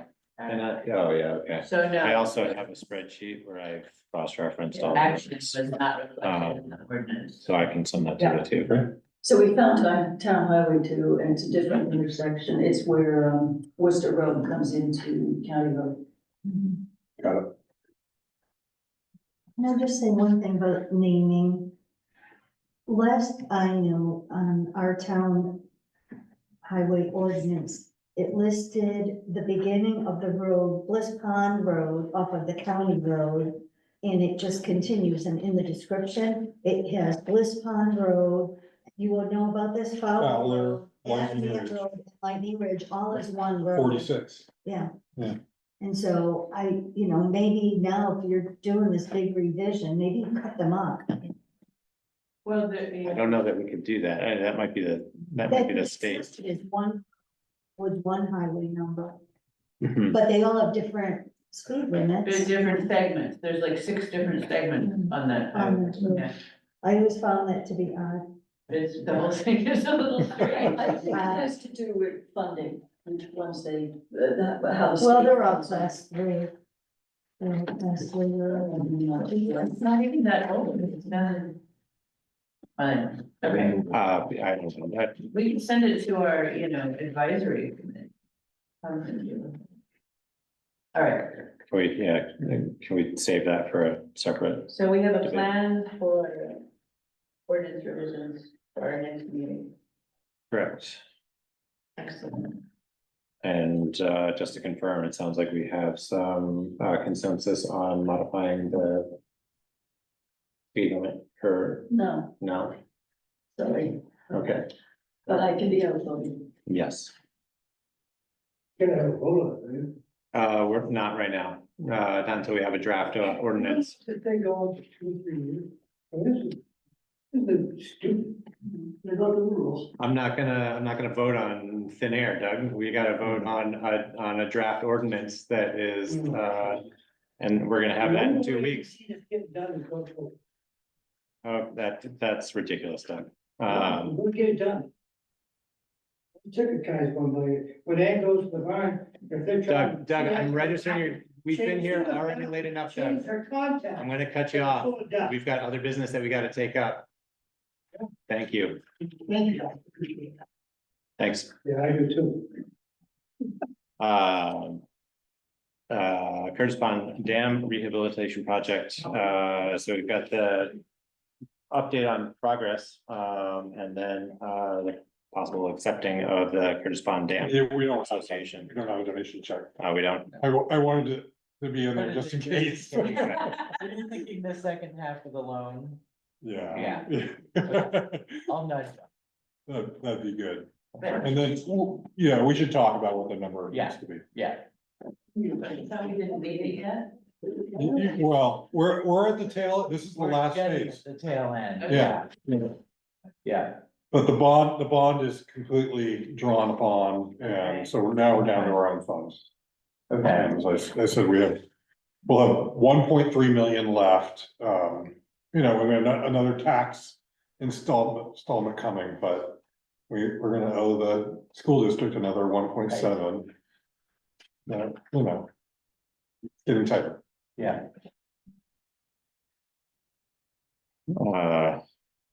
Reports. I don't think we have much from Tegan. She was gonna hand off potential reports to Barbara, but is there any other No, updates from Tina the? doesn't have any other report. Okay, The only thing that we had to just get feedback from the select board was 2 things, and they're related. One is the town hall acoustics. Mhm. And you saw it's not really the results of, but it's just a report of the responses we got from people who do attend meetings here regularly. And I suppose the overall result is that most people, it's not that big of an issue. There were only a few people who it was an issue for. But then, after I got all these results, we had our meet and greet here. And that got a lot more verbal responses than the written responses, which people were really complaining about the noise in here the night of our town officials meet and greet, and you guys experienced it. So I don't know where you stand with us wanting to pursue acoustical work or not. I have very good hearing, but I have poor selectivity. So when it comes to a very noisy room, I have trouble hearing the conversation that's right next to me, Mhm. but I can hear, anything outside. So it's one of those things, some people are more, to others. I don't know how you deal. You go into a bar, you can't talk either. At least I can't. So I don't know what to do about that. I didn't think it was that bad at that particular day myself. Yeah. But Well, do I understand that eventually the renovations to the upstairs are gonna do something that will help with the acoustics? They're hoping that the grant, they don't have the grant yet, but they've applied for the grant. And they wrote in the grant, not only the insulation and the rewiring and the heating, but acoustic work. But that's upstairs. That doesn't. So it won't affect down here? No, their grant is only for the upstairs as a performance No, center. I know, but I wondered if I'd heard that it would affect the acoustics down here, but I think the answer's no. I think, I don't know specifically, but I don't see how the acoustics upstairs can help down here. I don't really either. there's a lot of insulation between these two floors right now. When we were originally like talking about like kind of the low cost approaches, we were talking about like hanging the quilts and putting other things on and. Frankly, I thought they were gonna be a little bit more substantial than they are, and those are hard surfaces, so that's not really doing anything. I think it's gonna be hard to stand up a budget for that particular item, because I think the smaller meetings are fine, but I do think it's pretty significantly limits our ability to use the space for things like the meet and greet, which, this is a perfect environment for having that kind of gathering.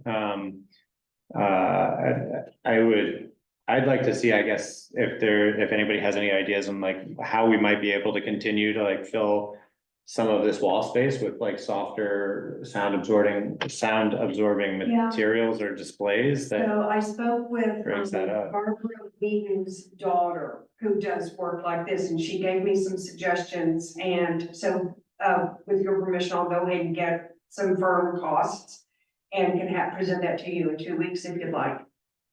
Yeah, that, I'm also wondering if there's, Just looking at, I know a couple of people who are really into really nice quilting activities who have connections to the Calais area. It'd be interesting to see if they'd be willing to maybe do something on donation or as a side project or something like Fair that. amount of wall space. There's a lot of wall space over there. What you could do is put some foam or some really absorbent stuff on behind the quilt, and you wouldn't see it. Right. And So what she recommended is a really dense foam, Yeah. and she told me exactly what it is. It's not just like foam that you would cover your kitchen seats with. It's a really dense foam, but it's not real expensive. I looked on Amazon, and I think like a 4 foot by 8 foot panel or something, 2 inches thick, is like $35. Mhm. And then you could either cover it with a fabric or a canvas, and then we could get different Calais artists to paint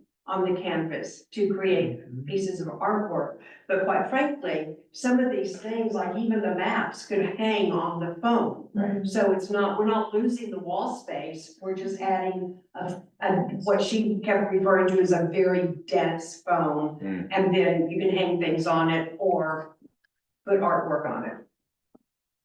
So I can come back in 2 weeks with a real firm number. A good number. Okay. No, Okay. that sounds definitely worthwhile. Do we think that addressing the room would make it easier for people on Zoom to hear, or is that a microphone issue? Because it's very difficult to participate in a meeting by Zoom. You can't hear. And that was a number of people mentioned that, and so I do think that you bring up a really good point that we might need to invest in a few other microphones to go on tables or around the room. And I'm not a sound engineer, but somebody who responded, was it Gary Root, who said he's a sound engineer? I could tap in on him and see what he recommends. There was somebody who responded here, so I can find out. I wonder if Owl sells or has a capacity to have secondary mics. So there might be a really cheap solution. I also haven't ever watched any of the Orca ones. I wonder what it could, like what the Orca audio is like in comparison to that. I haven't attended any of the meetings via Zoom, so I wouldn't be a good litmus test, but I think anybody else has attended via Zoom and has the time to dig up an Orca video and just to see what the experience is, that might be telling.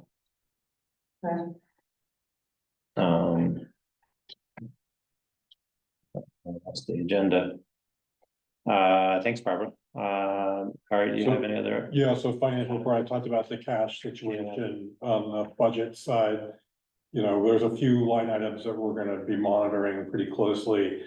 One of the things I realized in doing this is that we do a fair amount of work with these grant and aid projects, which are state funded, and they don't pick the projects until the spring, so they come in well after the budget is set. So there are certain things that are associated with those projects that drive certain lines in the budget, but then we get reimbursed for them. So like erosion stone, we actually don't really buy any erosion stone for our own purposes, but the state requires them for the segments that we do in this grant and aid. So that I was talking with Toby about how could we try to figure out how to incorporate those better into the budget, and so we'll continue that conversation. But it nets out, I think it's definitely beneficial for the town, but it's just not reflected in our budget. Yeah, that was it. One of the things before I wrap up, I told John Stafford called me this morning and said to please express to the select board that they think Bill is a real asset, and has done just a fabulous job, mowing this summer, and I forgot to mention that earlier. So, and I concur, I think Bill's done a great addition to the team. Thank you very much. That is really painstaking work. 10 hours a day in the mower with your head cocked and paying close attention to what's going on the roadside and on the road at the same time. Thank you. Thank you. Thanks, Corey. The Chevy Calais situation, well, so we have an option for all of the horses. We have an option for the relocation of all of the horses, and are moving towards that. So we're still working on firming up a couple of details. There's been some real progress made on that front. So that's.